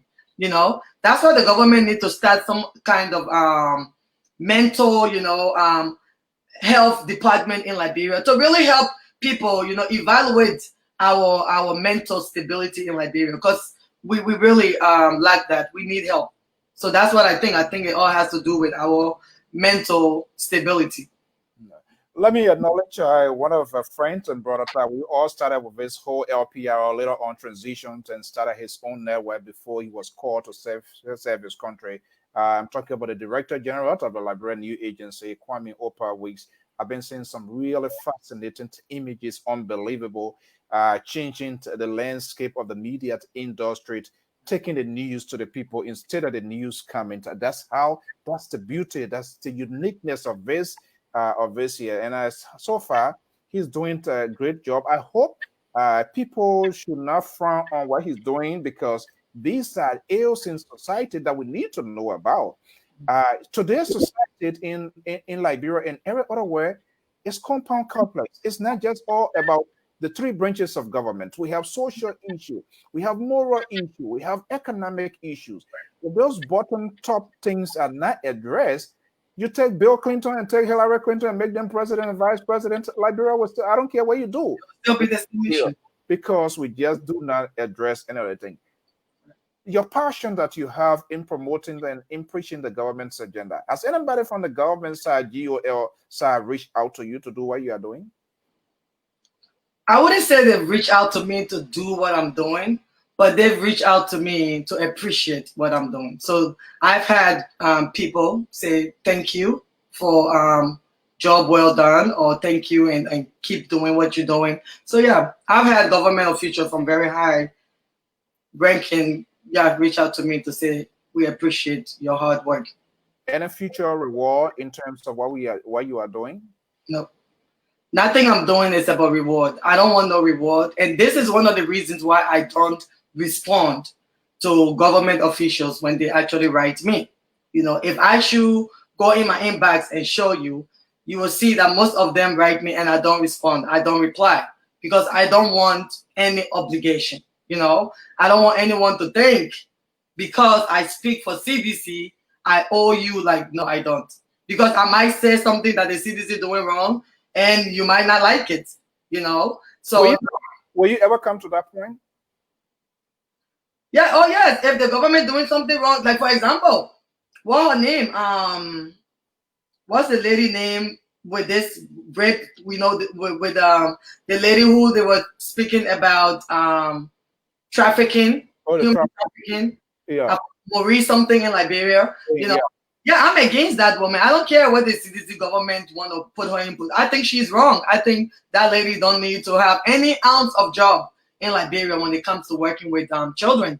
So I'm totally against the CDC government when it comes to Marie. I don't think she's good for the Liberian people. So she don't deserve to work. We are talking about the senatorial elections. I have two documents here. Let me come to it. I'm not sure whether you have access to it, but I've sent you an email because I also for it. I'm not sure whether you have them. One that says the collaborative framework and that of the 10th, 11th political parties coming on a nomenclature of Rainbow Alliance. I've been having my own personal apprehensions about this document from the CPP. The four major political party people must have membership. You must be an active member. So what comes to mind? Are they telling us they are playing the same playbook of the CDC? You remember the comments of the vice president? It is our time. You either with us or time to eat. So, time to play away now. Yeah. So what I see here, they have translated into words, document the words of the CDC. Some of the outrageous comments, people, the CDC officials, they have made. They are also documented that. So I see that as no difference. But my fear here, the military, for example, should be a unique and disciplined institution set aside to protect the country. But when you start telling me that I must be a member, I should be an active member, I don't know to what extent I should be active, then I'm seeing, for example, the military or paramilitary institutions to be compromised by also putting incompetent people, the very people that some of them, they front on. When you look at this piece of document here, what comes to mind? I've not seen that document. I haven't seen it yet. Are you what is it about? Yeah, that's it. There's a framework. But I sent it to your email. Oh, you sent it to my email? Yeah, but you don't need to do that now. I haven't looked at it yet. But one thing I want to just say on that, you know, I think that the opposition, all these different parties, they have nothing else They have no, they ain't got any plans, we'll say. They have no plans. So of course they will copy after the CDC because that's the only plan they got, you know. That's why Liberians need to give the CDC a chance because everyone copying their agenda from the CDC's book. But they will add one or two things and then they make it seem as if this is new. But of course, everything they you know, I read a little bit about the Alliance Party. The Rainbow Alliance. Rainbow Alliance. I hosted Regina Goodrich and Dr. Jeremiah Wapu here today. I have interest. I hope to talk to the CPP. Hopefully, they will answer our phone calls. Even the government folks, I hope hopefully they will answer their phone. Yeah, I mean, when I look at the Alliance Party, their policies, what's the difference? There is nothing on the table with these guys. You know, they got nothing to offer. So if everything they have to offer will be something out of the CDC handbook. That's just it. And so we just got to expect that. Okay, well, folks, I am Afonso Z, and so having a conversation here today with Madam KONAH Hall, aka DJ Fynest from Oregon. So active. I always follow her conversation because she always it amazes me to see later people insulting, and then she realized that you don't got no way to do. Okay, I gotta let you go. This and that. Are you serious? What is this woman doing? So we're gonna be having a program here. I know we have some other things that we have talked in the past here, but I'll try to do stuff here because I think there's a disconnect here, and with people sitting behind the microphone like myself, things that we talk out there, some people have no idea even. They don't know, they're just supporting, but they don't even know the basis of supporting. They cannot articulate, they cannot tell out precisely where they want us to do. And I think it is unfair to the ordinary Liberians who might find themselves into a neutral position to listen to this and be and they can make an informed decision. So we have a program called Crossfire. Supporters of CDC, supporter of the opposition, the neutral people. I don't know what I will get independent. Hopefully, maybe we're going to be having. I don't know. We got independent. We're going to be having the independent people to break them. How long will you continue doing what you are doing? Until there is change. Until we see change in Liberia. I will. Like I tell my people, even after George Weah's, regime, if the next president comes into power. And that president is following the footsteps of George Weah or better, that president has my support. I would not say, oh, no, Weah didn't win, so I can't speak for that president. No, I wouldn't do that. I'm speaking for the Liberian people, not the president, but the Liberian people. Not the Liberian people. I'm speaking for the Liberian people, not the president. Not the president. Is that? Do you think anybody can believe what you are saying? They have no choice now. You know, I'm saying what I'm doing. So it's actually what I'm doing. You know, if George Weah is for the people, then me too. Me and we are on that same page. I will support him.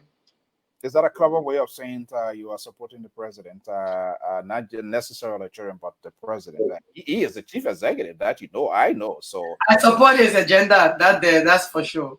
That's for sure. Okay. Yeah.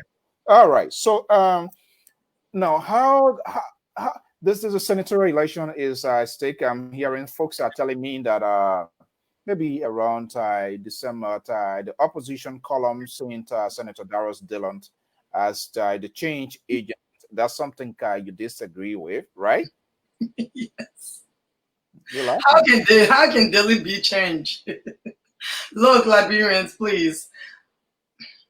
Darius Dillon, okay, this is what I think about Darius Dillon, as a broadcaster, as a journalist, before we speak on issues, or at least from my end, I want to do my research. I want to know who is Dillon, and, in Liberia, we don't have enough information on our leaders. So me in America here, if I want to Google Darius Dillon, I wouldn't get enough information on Dillon for me to go by to say that, oh, Dillon has done this for Liberia, he's done that, he's achieved this. It's not there, his educational status, nothing is there. So I'm only guessing and going by what I see on Facebook from Darius Dillon, meaning from what he says himself, from what he's doing, and it's not enough for the Liberian people. You know, we need leaders that will implement community-based program. When you hear a leader who comes into power, and the first thing he's speaking about is how much his federal senators are making, that is not enough for Liberians to say he's the light.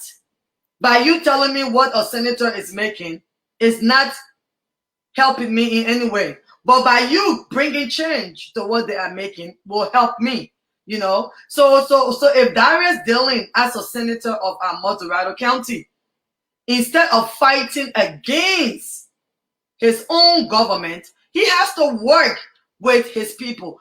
Is Darius Dillon even in communication with Yeke Koluba? Yeke Koluba is a representative of Montserrat County.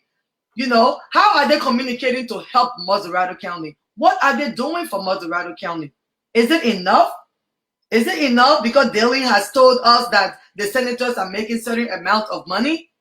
But this is the same man that took $13,000. He signed something without even knowing what document he was fully signing. And I heard him say it because I've been following Darius Dillon. So how can we trust Darius Dillon when Darius Dillon comes into power? He has no idea what this document completely is about, but he signs it anyway because he heard $13,000. That's a man would not that man cannot bring change to Liberia. Again, what tells you about a lawmaker? And that's the same thing I'm saying. The government supporters, the opposition. You have Senator Nyombli Kanga Lawrence, and that's one of the things I found. And we also gave a commentary on the actions of Senator Dillon by even giving media institution. You in the profession, you don't just accept give from politicians. No. These people never had the guts to even criticize, and I was so much surprised, but not just surprised to that extent, because Rognesi and the front page, there was some information that you have told us about George Weah. They didn't do it. They took $10,000 and only later on to bitterness start. I feel so bad that they put us in the positions of us being compromised. Pauline Doya is saying we need independent group in Liberia. I think Pauline, you and myself are enough one in that sort of coalition to create that. Just how it is, independence in the country, more or less when the independence are reviewed, is there. James Tier, I believe James Tier wanted that document. If anybody wants that document, I see the public consumption. These are people, so they shouldn't hire. We managed to get it. I got it through from Gibson, and the coalition also, the Rainbow people, I don't know, 100 and some more political party too, also coming. They also send a document. We have it, and we also want to have that. All right. Yeah, we also want to have that. Let me see here. Let me see what I can pull out some questions here. Again, if you have questions, just ask your question. Again, we just ask for respect. And I think we need to be doing this sort of, please ask her again. Abid Warren, I don't know why, just maybe post a question. Guess, yeah, please ask her again. So I don't know. I see Amadou said, guess you are brilliant. Abel said this guest is clueless, and someone said this guest is brilliant. So okay, let me see that comment. So let me see here. Someone said this guy is complete. There you go. Only this kind of word don't bother me because, as far as I'm concerned, it's not helping me. It's not hurting me. It's not paying my bill. That's a sort of expression that we have to do. What do you think the futures of Liberia looks like, seeing what is unfolding today? Yeah, I mean, we can go two directions here. Either Liberia can, support the agenda of the Pro-Pol, which is developing Liberia, bringing jobs, helping our Liberian people, improving the lifestyle of Liberians. Or if we Liberians don't take time and we support people that come into our country with their own personal agenda, which is to bring trouble in Liberia. for some reason, I don't know if it's just something that is destined for us to have in Liberia. Because when I see where the COP and some of these parties are heading, you know, it's no different than where Taylor and some of his people came from. You know, it's like that's how it started. So to me, either we're going to go the peaceful route and we will follow and we will listen to development and we support development, or we will support destruction.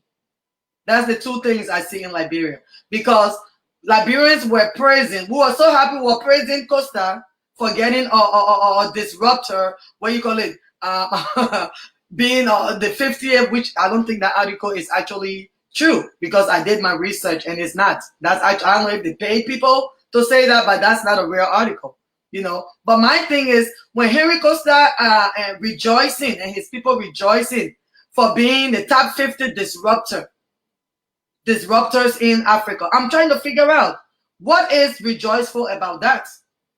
You know, why should we rejoice about someone coming to our country to bring in problems?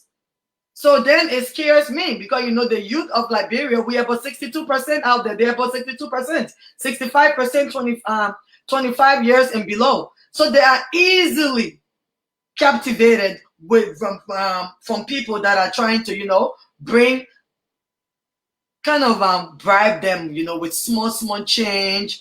Bribe them with taking their children into school to school. Bribe them with getting them rice, buying them minutes. They are taking advantage of the youth. But if we follow Weah, like I'm doing, it's because I believe that George Weah's administration, his presidency, will break all those chains and is going to free our Liberian children. That within the next 6 years, I'm telling you, I can see our Liberian children getting standard education. They have not been getting standard education. You see standard education coming. I see standard education coming to Liberia under George Weah's administration, yes.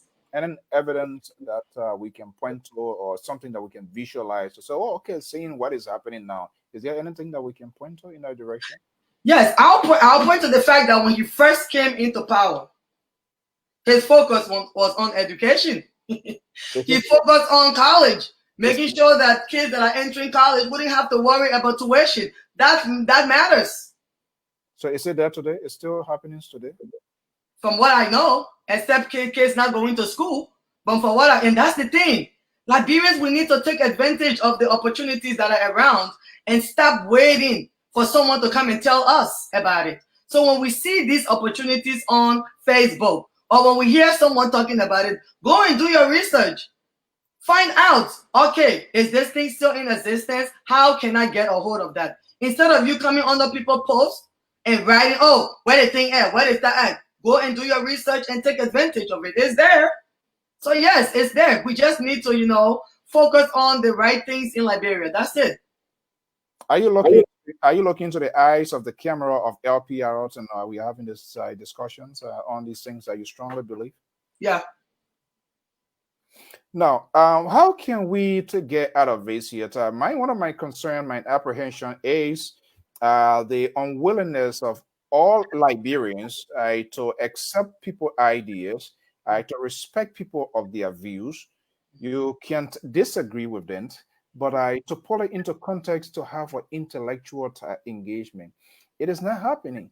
And from what I see that is unfolding on the social network, it's the same thing that happening in real world with the politicians, their inability to sit and come to a resolve to say, okay, this is what we're supposed to do.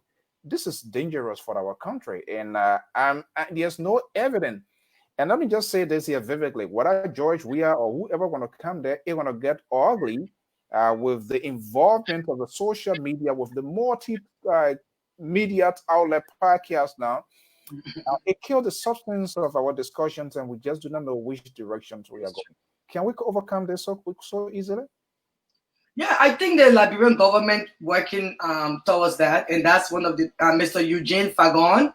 I love his approach when it comes to the media, making sure that these media are actually following the procedures, you know, making sure that You've been using some incendiary comments as well. Does that it concerns you? Using what? Yeah, he's been using some provocative language as well. Is that concerns you or? Look, to be on a very serious note, sometimes you need tough love. And Liberians need tough love. I work with people in Liberia, and I must tell you, Liberians need tough love. So I don't see anything wrong with Mr. Eugene Fagon speaking truth to power to tell the Liberians, get it done.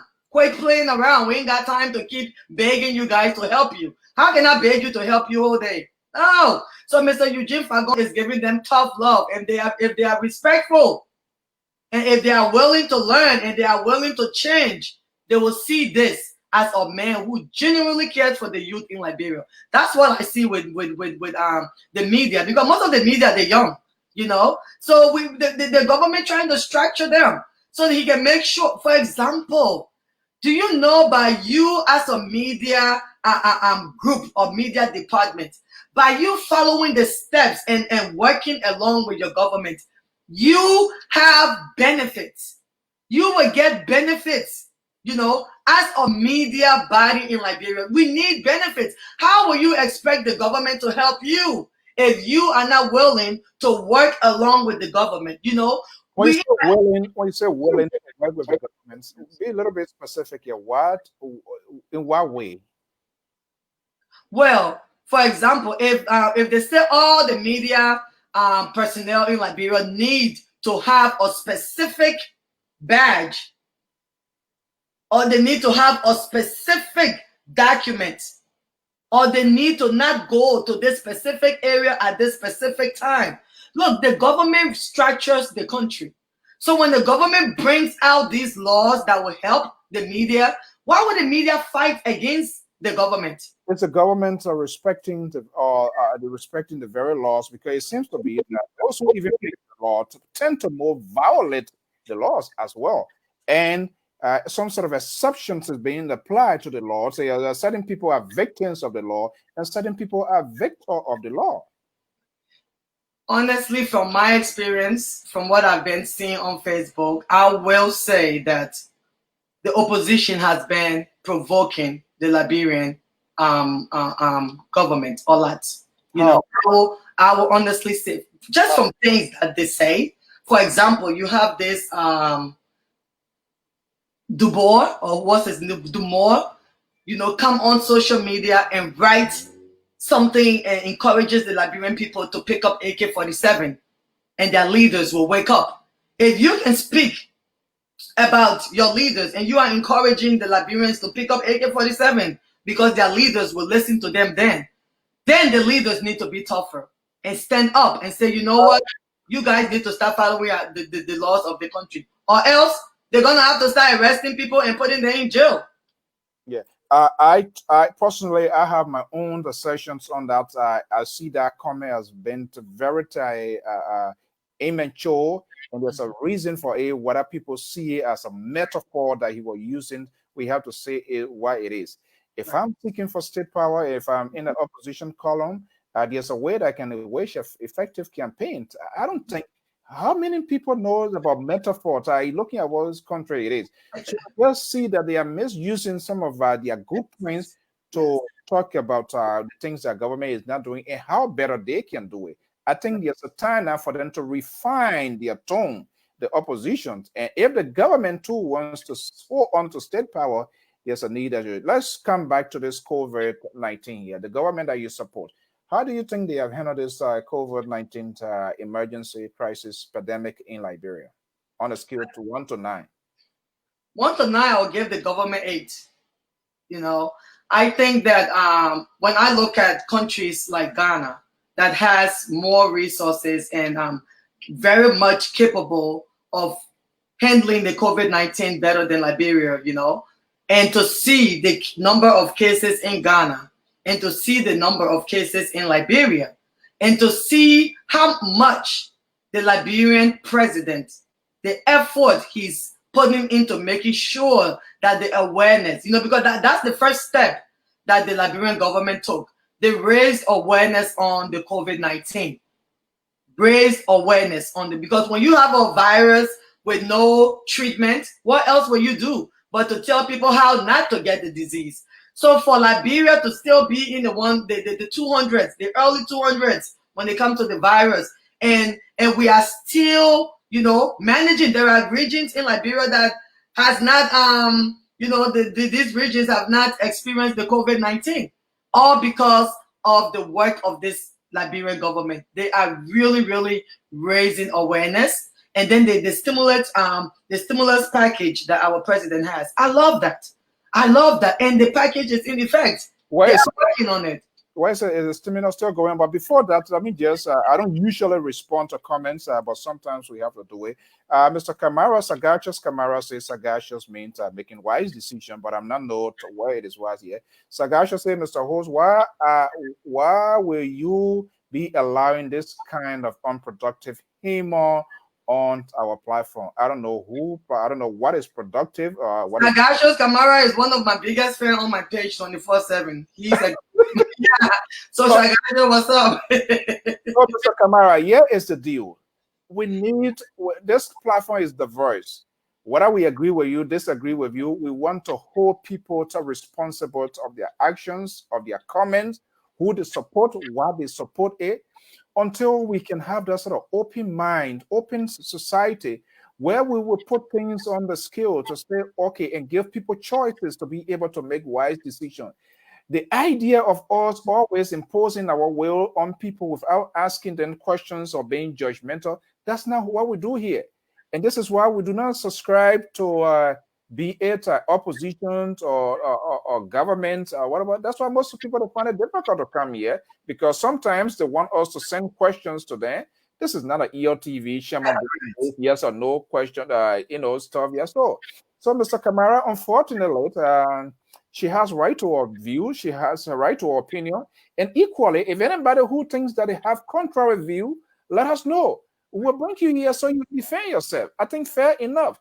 That's how modern society works. You don't have to agree with people, but let's discuss it and see what makes it white. What are the chemical components when it's supposed to be black, and then you are telling it white? Have me convinced. That's what we do here. So just a reason, and like I said, Crossfire going to become here, so I need people who will come, so I defend these people. Okay, let's get back to our discussion yet. I know being here for a little while, you have things to take care of. There was an emergency relief that the government promised on the 23rd that they're going to do, give relief out to the citizenry. My guess is they should have done their due diligence to have everything in place. Supposedly, from what we know so far, that is not happening. The Minister of Commerce came out. There was a layer added. I don't know what sort of layer, whether a fourth or cement layer or whatever it is. But the government has not come up again to tell the people what's going to be happening. Do you think that's how the government is supposed to be conducting itself in such a fragile and volatile situation, epidemic, when it's supposed to do something? Do you think they were right on that point? Well, I think that has a lot to do with the Senate. When you hear a man like Darius Dillon fighting against the package, speaking against it, he wasn't encouraging. So I'm sure. What does Darius Dillon have to do with this here? It was government that made a proclamation say, hey, this is something. It has to be passed, though.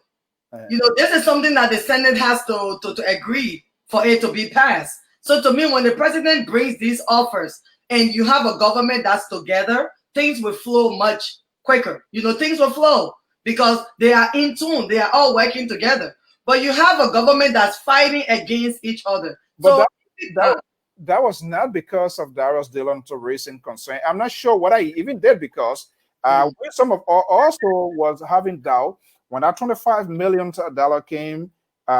I like, why would the Senate did not even call for that to ask the executive branch of government that their responsibility to provide check and balances on the executive branch of government. That's true. So I was wondering that 25 million, how it was derived. Was it on a short term or long term? Who's going to be benefiting? Who's not going to be benefiting? They didn't ask all of these questions. Only for us to know there was a package which I see as a financial exploitation on the part of our lawmaker. You're talking about the 60 million or something? No, I'm talking about the 25 million. For the stimulus And package. later on, senators were receiving 6,500. I see that as an exploitation. I see that as a hook that was touched by the executive branch of government. And the legislative branch of government did not get that sense. They never asked questions. They never called the emergency team up to this time. How this money, how they came to this budget, where this budget coming from, whether it was the presidential committee, big their budget, or was it coming from the executive branch? Nobody asked this question. They went ahead, signed, they took their envelopes, and then later on, everybody started crying wolf. That's been different to me. Yeah, I mean, honestly, to tell you the truth, when I started hearing about this operational funds and all that stuff, I felt that the CDC government, some of them are no different than the so-called, oppositions. And I don't think that everything that Darius Dillon speaks on is bogus. No, I don't think what Dillon is fighting for transparency, because that's what I see with Darius Dillon a little bit. That he's fighting for transparency in the Liberian Senate. He wants Liberians to understand the issues and what the Senate are not doing for the Liberian people. But at the same time, you need to work with your people, because the more you fight against them, the more you guys are arguing over these bills. Like when you have a bill in front of you for you to pass and you are arguing, how long this bill will be laying there for you to argue over it? Is the president going to ignore the legislature and just go ahead and do what he has to do anyways? I mean, is that the way it works? Because I'm trying to figure it out. Okay, DJ Conan Hall, the funniest. Thank you so much for being here. Let me give you a closing remarks. That's a tradition here. Perhaps there were things that you wanted to talk about. Maybe I did not bring it out. Liberia's story is endless one, and we're still going to have time here. But what do you wish you wanted to talk about, and perhaps I did not mention you want to speak to it? Well, let me see. I wrote something down here that I wanted to talk about. I said here, my goal is that we need to educate our youth on how to choose great leaders in Liberia. We need Liberians, we need leaders that can make better choices on their leadership. For example, when you have a leader, when someone comes into power or someone wants to run for office, you need to ask, what has this person done for this community that they are trying to run for? Inquire more information about these senators, and I want my Liberian people to expect more from their leaders. Don't settle for the bridge that Yeke Koluba built. That's not a bridge that Liberians should settle for. So Liberians need to settle, and they need to want more from their leaders. Demand your leaders to give you what you deserve. And what you deserve is nothing but the best. Better education. So look for leaders that will bring education into your community. Build high schools, elementary schools, middle schools for the children. Focus on leaders that want to build clinics in your community. If I hear leaders in Liberia, if I hear our representatives talking about building clinics, instead of me hearing our representative talking about building community toilets, we need to start building community toilets. We're too old for that. We need to stop that. So my thing is, Liberians, pick your leaders according to what they have done for you, and make sure what they've done for you improved your life for the better. All right. Well, like I said, it's 8:08 Eastern Standard Time. Madam Hart, I want to thank you so much for taking Thank you. I appreciate it. Yeah, for being here, and we will keep having this sort of discussion. Thank you so much. Thank you. I appreciate it. Thank you for having me. Bye-bye. Okay, there you have it. Again, we're going to be having this sort of a conversation. We're not talking about people personal homes. We're not talking about people social club. We are talking about a country, a sovereign nation that is 172 years old, and no one has dominion over his or her friend as a Liberian. People are entitled to their views and to their opinions. So for those of you who cholesterol and pressure is going off. You need to something here before you go to work. They check your temperature and it's go high. LPR does not have any insurance to cover on that. But what we want to do here is people should be held responsible. We need to get to the inner side of people, what they believe in, their passion, their convictions, how they come to this sort of decision. It is not only politician. We all have to do that because that's how we influence vote. That's how we influence society. So each and everyone must have the ability to give people the chance. It's not about, I don't care whether it's a seditions or a CPP or COP. These proliferations of parties that we have in Liberia has not done any good, and there's no indicator that they're going to do any good because they are all about power greed, and this is why they don't come together. I don't believe that. Yesterday, it was CDC who said they were going to come, they were coming to effect change. CPP is coming now. Rainbow Alliance is coming with this sort of dossier that they have sent out, where I see as being discriminatory. Telling people that certain people got to be certain things to get jobs, so they need to go back. We will be discussing some of these hard-core issues. We don't conduct programs to please your desire. If you don't know, let me just tell you, and have said, I hate to be monotonous. We have said that over and over and over. And this is why you see we are not interested here in LPRO in numbers. We are looking at our quality, all right, not quantity, because we are being driven by quantity. This is why we are sinking like a vessel without a technician. Until we can understand, until we can have an open mind to sit at a round table and listen to Mr. Collins when Collins is speaking, and listen to Pauline when Pauline is speaking, and Alan is speaking, and see what is applicable in our today's world as a Liberian, as a country, and be able to incorporate that, we will have a better society. So we don't talk soundbite here. And that's why we're going to be breaking this program called Crossfire, where we're going to be asking some of these advocates to come here, because if you are an advocate, supposedly your judgment, your thinking must be independent. Your advocate cannot be selective when it comes to one side, then you are advocate when it comes to the other side, then to your kind of fan. No, it doesn't work like that. So bottom line, we want to hold people responsible of their actions, of their decision, not just only politicians, not only stakeholders, but we the citizen. We the citizen, we need to do that. Everybody must be given the chance to talk about their country. And I'm quite sure if we are tolerant and we are resilient and we are disciplined to the extent that we will even allow people to end their comments, ideas, it varies. Some people, their way of writing is quite different. You come in your head, they put it down, they don't season it. And some people, their main point starts from the beginning. Other people, they put it in the middle.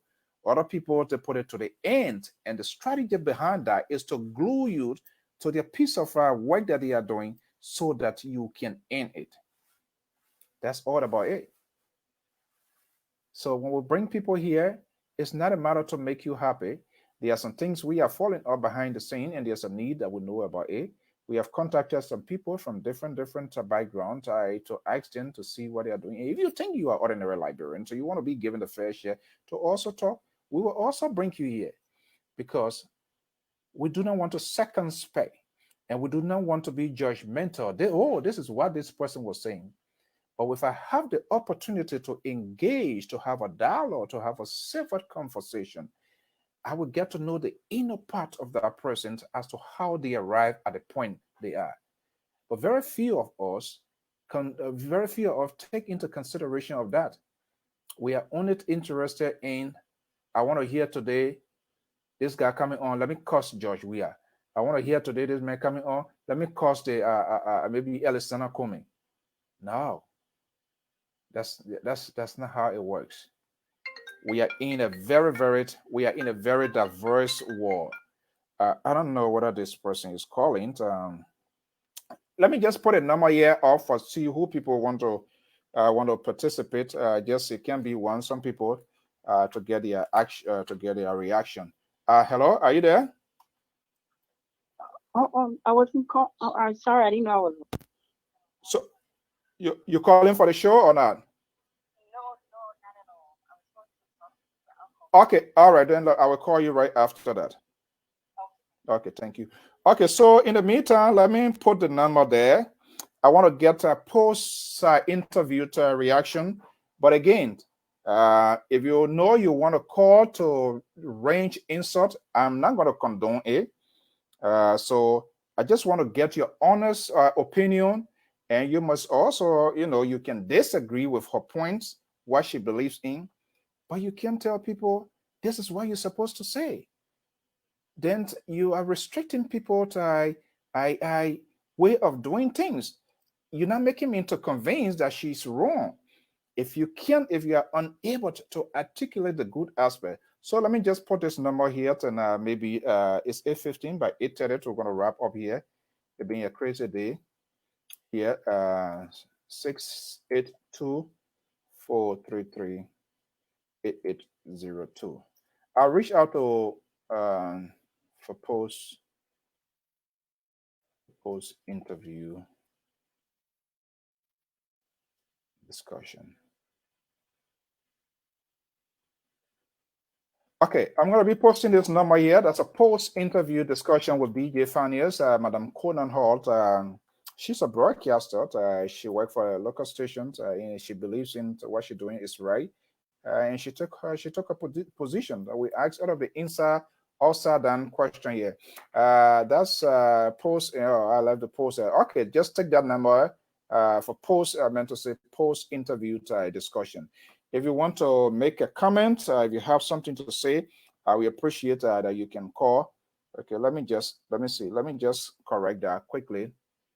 Let me just correct that quickly. Let me correct that. All right, call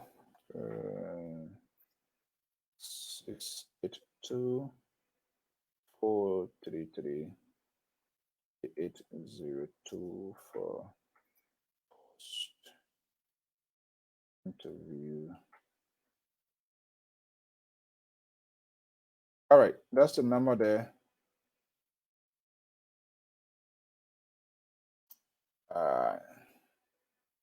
So okay, that's a number there. That's for post-interview discussion.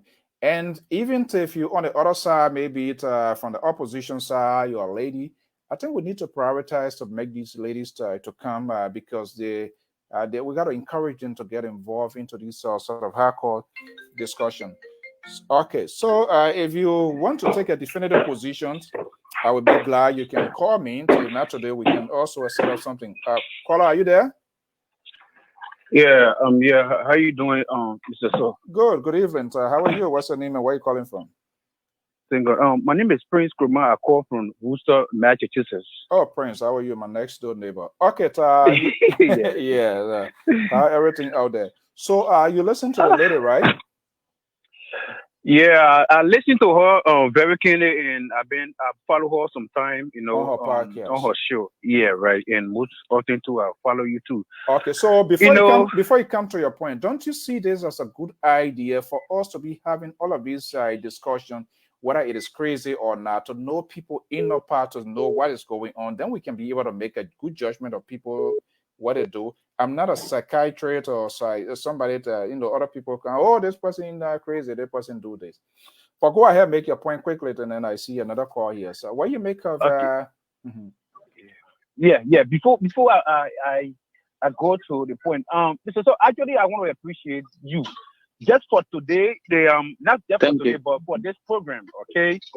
The idea of you bringing. Hold on. Yeah. Hold on 1 second. 212. Please mute your phone, or than that will, because somebody is talking. Mute your phone until I come to you. Go ahead, Akuma. Yeah. For this program, like what you just trying to add onto your program, okay, to get the diversity views of people that how they feel about the government. Okay, you don't have to be insulting president. You don't have to be insulting opposition before you express your view. So I think the idea that you trying to add to your program, I think it will be good. Because every talk shows hosts on Facebook, either you insult, but I don't know, those that are insulting when they come on your program, they'll be restricted. Okay? They'll Get be restricted medicine, because everybody will get right, everybody will get medicine. Nobody, if somebody right, came because here you and was kept using profanity, I will block them. I don't usually do it. You can disagree with me, say pay agent this. I right. don't care, but to use those sort of words where you have some sisters and mothers, people taking their time to exchange idea and just come across. No, I don't have time for that. Exactly. So let me just add to our problem we as Liberians. So I always say these things, right? For me, I support the president. I support this government. I'm not supporting President Weah because I benefited from him directly. No, I believe, you know, I believe this president where he hailing to for our country, most especially road development in our country. At some point, if we had the development in our country, there will be some changes. Okay, I mean, it's funny, Mr. So, our country for the past 25 presidents, let's say 24 or 25 presidents, if only each of the presidents will come out and say, okay, I'm taking road projects, I'm taking education, I'm taking agriculture, I'm taking healthcare. We are not going to be accurate this time of our life. So support Pence on this whole thing here, or maybe climax it with a court suit. You think she defended the position again? Let me make it clear here before you try. We did not call her here as what they call seditions or somebody who is defending government position. No, we'll call her here because I see her. She do a podcast and she has taken a position. So she believes in what the government is doing. On the basis of that, I call her as a Liberian. So she is not here as a proxy, as a special person representing CDC. If we want to do that, we'll call either the Minister of Information or the Foreign Affairs Minister or the spokesperson. So I just want to get that right. Go ahead. Right. So with all that, we do agree that every apple there's a bad one inside. But the president, as for himself, he had to. I'm supporting him. But if there is anybody that will try to undermine his administration, that will make him look bad to the Liberian people, God in heaven, President Weah, you don't have to keep that person in your government to get a good news. I'm telling you. Okay. It could be your brother, not your brother, but it could be anybody that you know that's trying to undermine or that's trying to bring bad image to the Liberian people about the government. Please, President Weah. Because the Liberian people trust you, they believe in you, that's why they elected you as president. We don't want anybody to come. We're already suffering. Liberian people already suffering, and moreover, people will come. Okay, 30 seconds. Make it break. Let me go closer, right? To closer for our senator, our representative. The $17,000 each of these senators or representatives carry.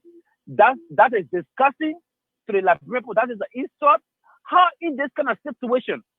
A man like me will be suffering Liberia that you see each person, each 72 or 32 representative or 32 senator or 72 representative carry home 70,000 at this stage of our time in Liberia. Who the Liberian citizen will be happy on that? These guys, some of them need to be voted out this coming senatorial election. Thank you very much. Okay, thank you so much for calling in here. 212-2083. What's your name and where are you calling from? Thank you, Mr. So. My name is Amadou Dagagwe Bland. I'm calling from New York, New York. Okay, how is New York today? How everything there so far? New York is cool, calm, but it's still scary. I know it's because of the prevailing situation. Okay, let's get to the point. Yeah, Mr. So I started following Ms. Hall through my wife because she's a fan of Ms. Hall. So I used to monitor her on my wife's post. I mean, my wife's site. But however, as you said, from what I saw, I don't think she came in defense of the government 100%. She was defending the government ideology, correct, which I think is positive, because from the little I know about Liberia, I'm not seeing any government that took over in Liberia in 2 years and started carrying on massive development. massive. Okay. Yes, like this government, massive development, Mr. So, because I saw them breaking down building on the Rafi Highway. In fact, when I visited Liberia last August, September, October, I saw them even building a defense wall to block the ocean from taking Newtown, and they built some units there also, taking the people from those broken makeshift structures. And I also saw similar thing going on now in Morovia, in Grand Judah, a little town called Town, and all of places. Yeah, I think I saw that video a couple of days ago. Yeah, so I think this is on the positive side. I also follow Mr. Weeks, who should be one of your colleagues, who visited Bomi County and other places where I saw a very destitute people, starving in this modern day. Yeah. And people living actually like in the bush, and just after having a government that took over for 12 years and received some highest donation ever in the history of Liberia, and when we supposed to be graduated from this kind of thing. Even the cleaning of down water side and other surroundings, I get show a signs of that's what she was trying to defend. You see? Okay. So you think she did what she's supposed to do?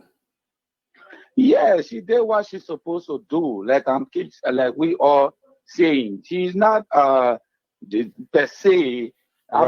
She's not defending each and everything about the government. Like for that's example, just her personal. I believe that's her own personal. Exactly. That's just her personal feeling. She even went as far as saying some things that I myself took. Like the child trafficking issue that is going around here.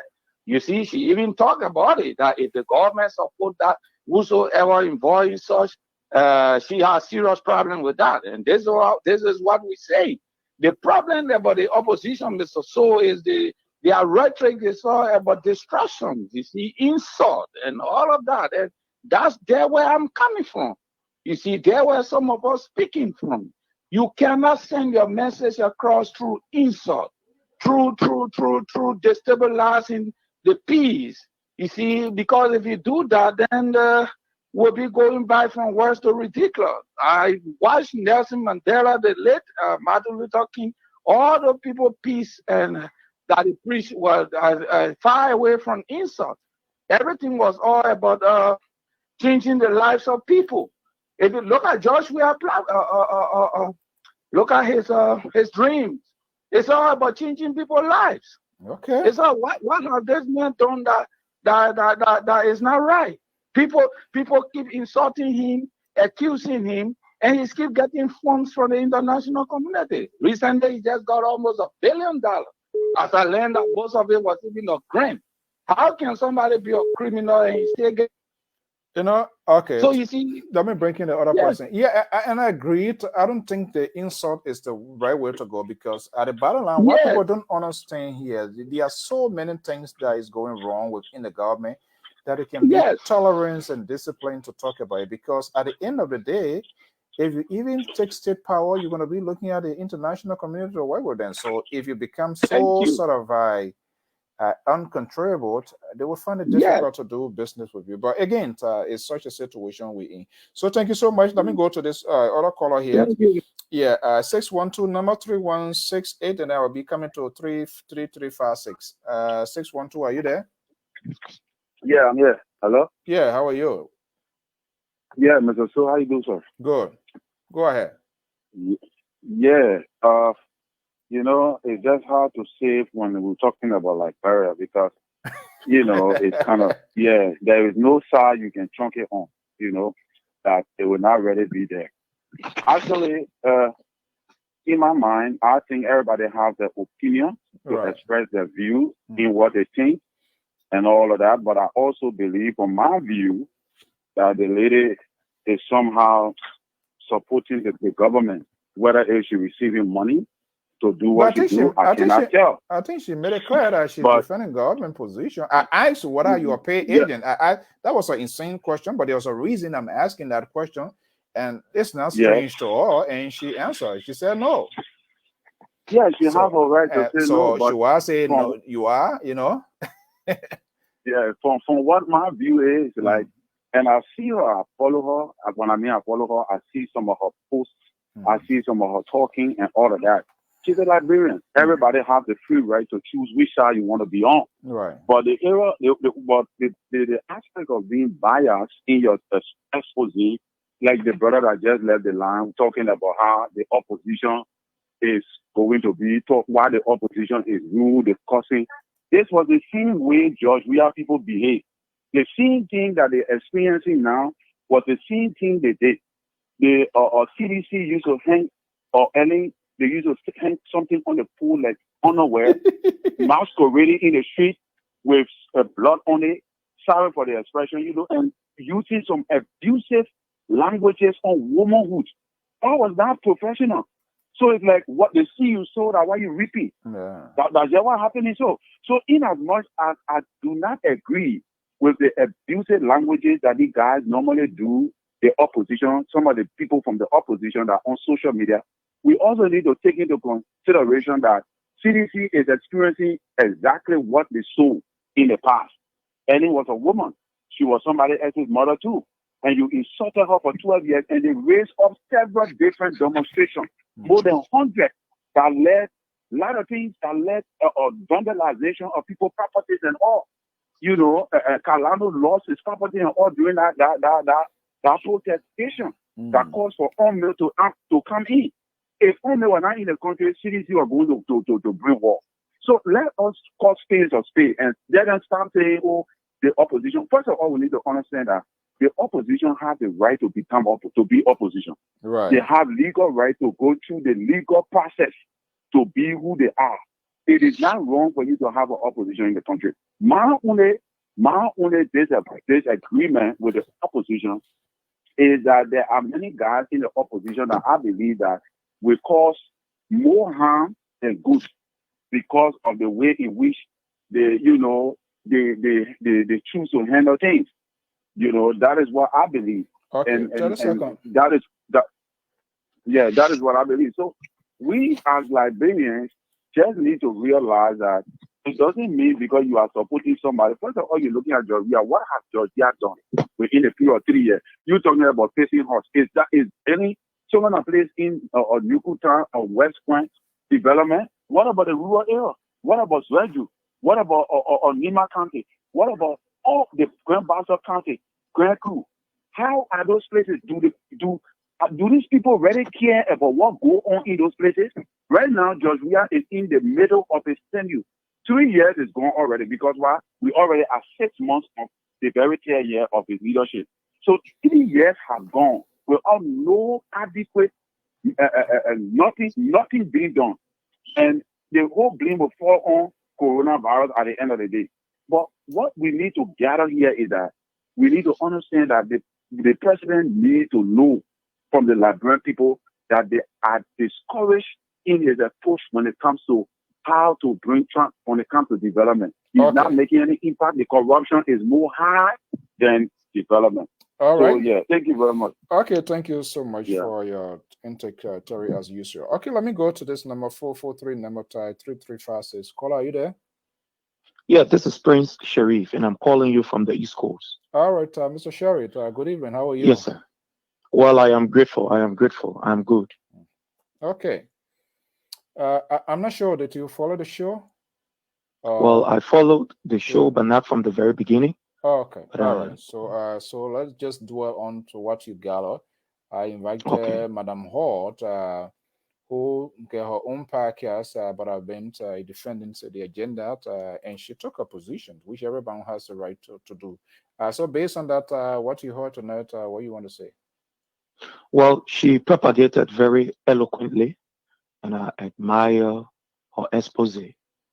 And I think this is a clear indication that this government is not only interested in people who are well known elites, but is trying to give people who have the potential, the zeal, the space to be able to exercise their democratic franchise. Few years ago, these things were not happening. To see my sister eloquently propagating issues with some disagreement that she has, I think it's a different dispensation. And you, of all persons or people who call here, should commend this government. Reason why? This government has indeed opened democracy to the extent that a blue that is all the way there in the village will understand the running of government. This government have made governance and government so open to the extent that you don't have to graduate from an Oxford University to know what is happening. This government has opened the governance system of Liberia. Now, anytime Dick and Harry, for that matter, could come up and say whatever thing, and you're right, it's respected. If Dominic came up and said, let's say war, let's say AK-47, let's say I was there, and his right was respected. This is the kind of democracy that Papi Solo died for at the CDC headquarters. This is the kind of democracy that seditious were beaten for because we wanted a space where we can exercise our democratic franchise, respecting and knowing very well that we will be held accountable for whatever we say. It beats my imagination, people, so that you will be on this platform and not correct people who will come with mis and disinformation. I'm saying this to this brother that just left from this platform. You see, people ignorance of not searching or getting to know what is obtaining, it doesn't mean that it is not happening. For example, it is not because I don't know that Big Brother Alfonso so can speak Arabic, so it means that I must say that he is not a bilingualist. So my limitation to not understand that you can speak Arabic, it doesn't mean that you can speak it. What am I saying here, fellow Liberian? I am saying that this brother that come here, you don't even know that there are estates. You watch it. You watch it, Big Brother. So if I am lying, please correct me. You watch that particular video and you saw what is going on in Nigeria, in Peloton, in Pizon, and in other areas. But you could not correct him. But I understand, a Prince Sheriff understand why you will not say, no, my brother, this, I saw it, even though I have a different opinion, but this is what I saw. But you can't hear, you finish talking, you drop the phone down, you run away. We do, Prince. You pick a heavy speed. Prince, listen, we do, yes, sir. We do professional job here, even that's your view. The title here, the guest that I brought in, I already talked to the guest, things that I want to hear from the guest, I heard it from the guest. This is just a post discussion to get people who follow in their reaction. So I'm not going to conduct interview in interview. So that his opinion, whatever you express here too, that's your opinion. But when I call you here and say, hey, can I have a discussion? Believe me or not, we're going to do it. So I'm not conducting interview in interview. Go ahead. Okay, let me just read something from the Constitution or the bylaw of the Press Union of Liberia, where it talks about the Press Union of Liberia, their code of ethics, and the conduct for journalism in Liberia, or for journalists in Liberia. When you look at the code of ethics or the code of conduct, when you look at the Article 3 of that particular document, it tells you that a journalist should refrain from, plagiarism, defamation of character, slander, and unfounded accusation. Where there is a need to use other materials to gather information, it should be done by a journalist so as to balance the information dissemination. Why am I reading this thing? Why is it necessary for me to read? I am reading this thing here offhand because I have seen that many of the people who are journalists, they do not do due diligence to the profession and the ethics of journalism. They will not go above and beyond to search out information. If a patient can and say, look, this is happening, they join with it and start running there like DIY miss the fan rule and start running. That will happen, that will happen. We have seen it on countless occasions. We have seen it on countless occasions. And I must thank your station, because your station was one of those institutions that one time, probably did not make, the research, and they came up with information, and we respectfully disagree. And I must respect that. The station was able to take down that particular post that was some year ago, they were able to take down that post and say, oh yes, we did not do due diligence. I think this is what journalists or journalism is about. But unfortunately, even those of us who are not journalists, we are seeing a gross disrespect to the ethics and the core of journalism. In that, for example, look at some of the issues or some of the allegations against this government. You will observe that people come and say, oh, the government are doing nothing. Oh, the government are doing nothing. What do you call the government is not doing nothing? What do you call the government is corrupt? When we talk about corruption, it's not just taking somebody to the father. Yes, sir. Let's go. I'll just get in the reactions. I'm not going to do an interview. I will just get in the reactions of people that listened based on my conversation with KONAH journalists. Not doing it. I don't know where we're going. But again, I just need a reaction in terms of. Yeah, the reason for which I'm saying this, people also, she made mention of that particular girl, the abuse of the 15 years old. She made mention of that girl in her session. And the reason for which I'm saying this thing, but so, and for me, I would not sugarcoat it. I would blame people like you who are in the journalism field not doing due diligence to the public. Now, when you look at these abuses that is going on in society, some of these things are things that are supposed to be put out there by journalists. But unfortunately, the family will compromise, and sometimes the journalists. Yes, sir. Now you are jumping the guns. You don't just get up. There are some information. I hosted a Minister of Gender Affairs yet, and we had a lengthy conversation on that. So there are some things if it is within the code of competent jurisdictions, the family you got to get a consent. You don't just get up and put in. That's just creating the conspiracy. Those are conspiracy. And that's not what we do before we do it. In fact, even let's assume once the child is a minor, you have to get a consent. All right. You have to you don't just get and put, you can be held liable for that. Yeah, people also. You can help. Let me respectfully disagree with you on that. When it comes to raising issues, when it comes to raising issues of national concern, I agree with you that there are certain issues, you will not come with it in details. But when it comes to this issue, there's the reason why even so you are jumping the gun now. So then that's the first value aspect you are talking about. Okay, this person is something that I just get and put it out without even getting all of the information, all of the sources, people who discover the sources, who is the affected, to talk to both sides, the accuser, and all of that. I'm not here to just put it there because that's not how we do it. That's not how it works. Thank you very much. That's the assumption. That's what I wanted you to say. That's the assumption. That's the assumption. That's the assumption of people. This is how you're supposed to do. This is how they want it, so we should do it. That's why people going wrong with the law. That's not how. Thank you very much, Mr. So. And this is where I wanted you to go, and at the place you go, you made a very brilliant gesture that before you can be able to come up with this information, you must get sources, do your own investigation, and etc. before coming up. Now, these are some of the things that we are saying, because people will come up with all kind of what you call a statement, with all kind of blanket statement against the government, even on platforms like yours and other platforms. Yeah, let me tell the government is corrupt, the government is there. But you will not do due diligence. And you see what we're talking about. Let me tell you. No, you see, people are so easy. I listen to this, sir. Yeah.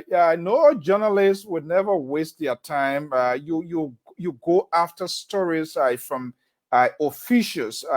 If a minister is the assistant minister, I'll tell you what. The other day, Director Kwame Weeks made a remark that there were schools ongoing, blah blah blah. And so when the minister of Gender came here, I asked the question, because as far as I'm concerned, when a director who works for the government makes a statement, whether you're speaking for the government, I consider that as an official statement, because then I know that he knows the inside part of the government.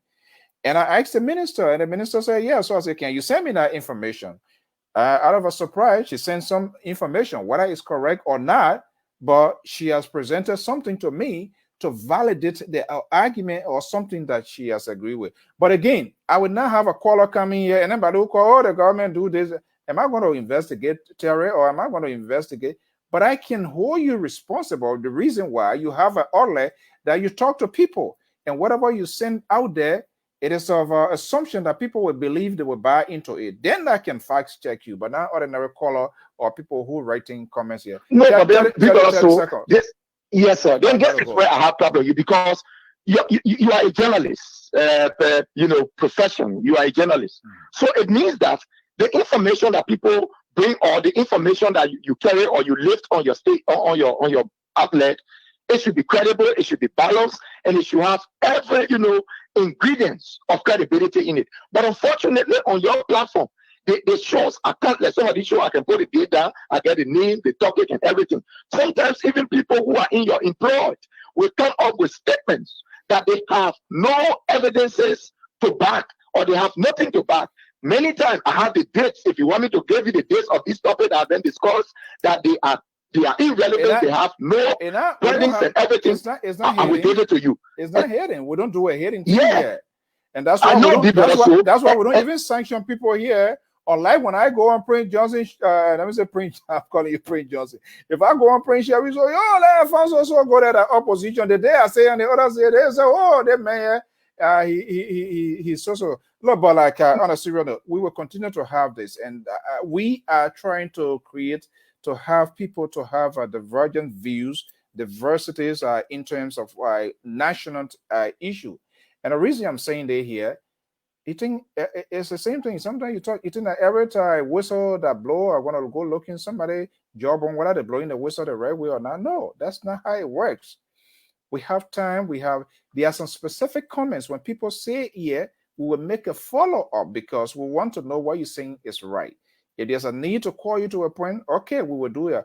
But we're not going to take 1 hour of a time and begin to have a George Judy type of investigation here because that's the person's perception. Sure, that's the person's perception. So, that's what they believe to conclusively conclude, what we are saying is that we hold this particular platform in high esteem. Right. While it is true that we have differences, and our Prince Sharif can say it, in my own mind, I think, sometimes some of the topics that are discussed on your platform, I think sometimes they are more like intended give an example of what? Like today? To tell the public, easy. No, I want to know. But such as some of these topics, I don't want to make a statement and conclude. No, don't. You want to make a blanket statement on some of your topic. You want to tell me now how to manage my program. Let me tell you. No, I'm not. No, it's just my opinion. You see, my opinion I give you. You want respect. I give you. You want respect other people's opinion of my respect. No, but my opinion I give you. What I think is that this platform, especially heard about you, should exhibit every level of neutrality, to some extent, and look at the issue instead of just being one-sided, But again, we want to thank you for always giving us the opportunity. We will continue to disagree in order for us to agree, and we appreciate that for the fact that you can give us, the opportunity for us to come up and air our own view too. But I think the government is in the right directions. There are challenges. Yes, we do agree that there are challenges. But one thing people must understand, the reason for which these cases are coming up, like rape, sexual-based violence, etc., is because the government eyes is open on it. Yesterday, these things were never coming up because it was swept under the carpet. Nobody had time for it. So anytime you have a government that is willing to take the drastic measure to bring people to law, even the flag will one lay complain that, I was passing here and the mosquito wanted to hit me.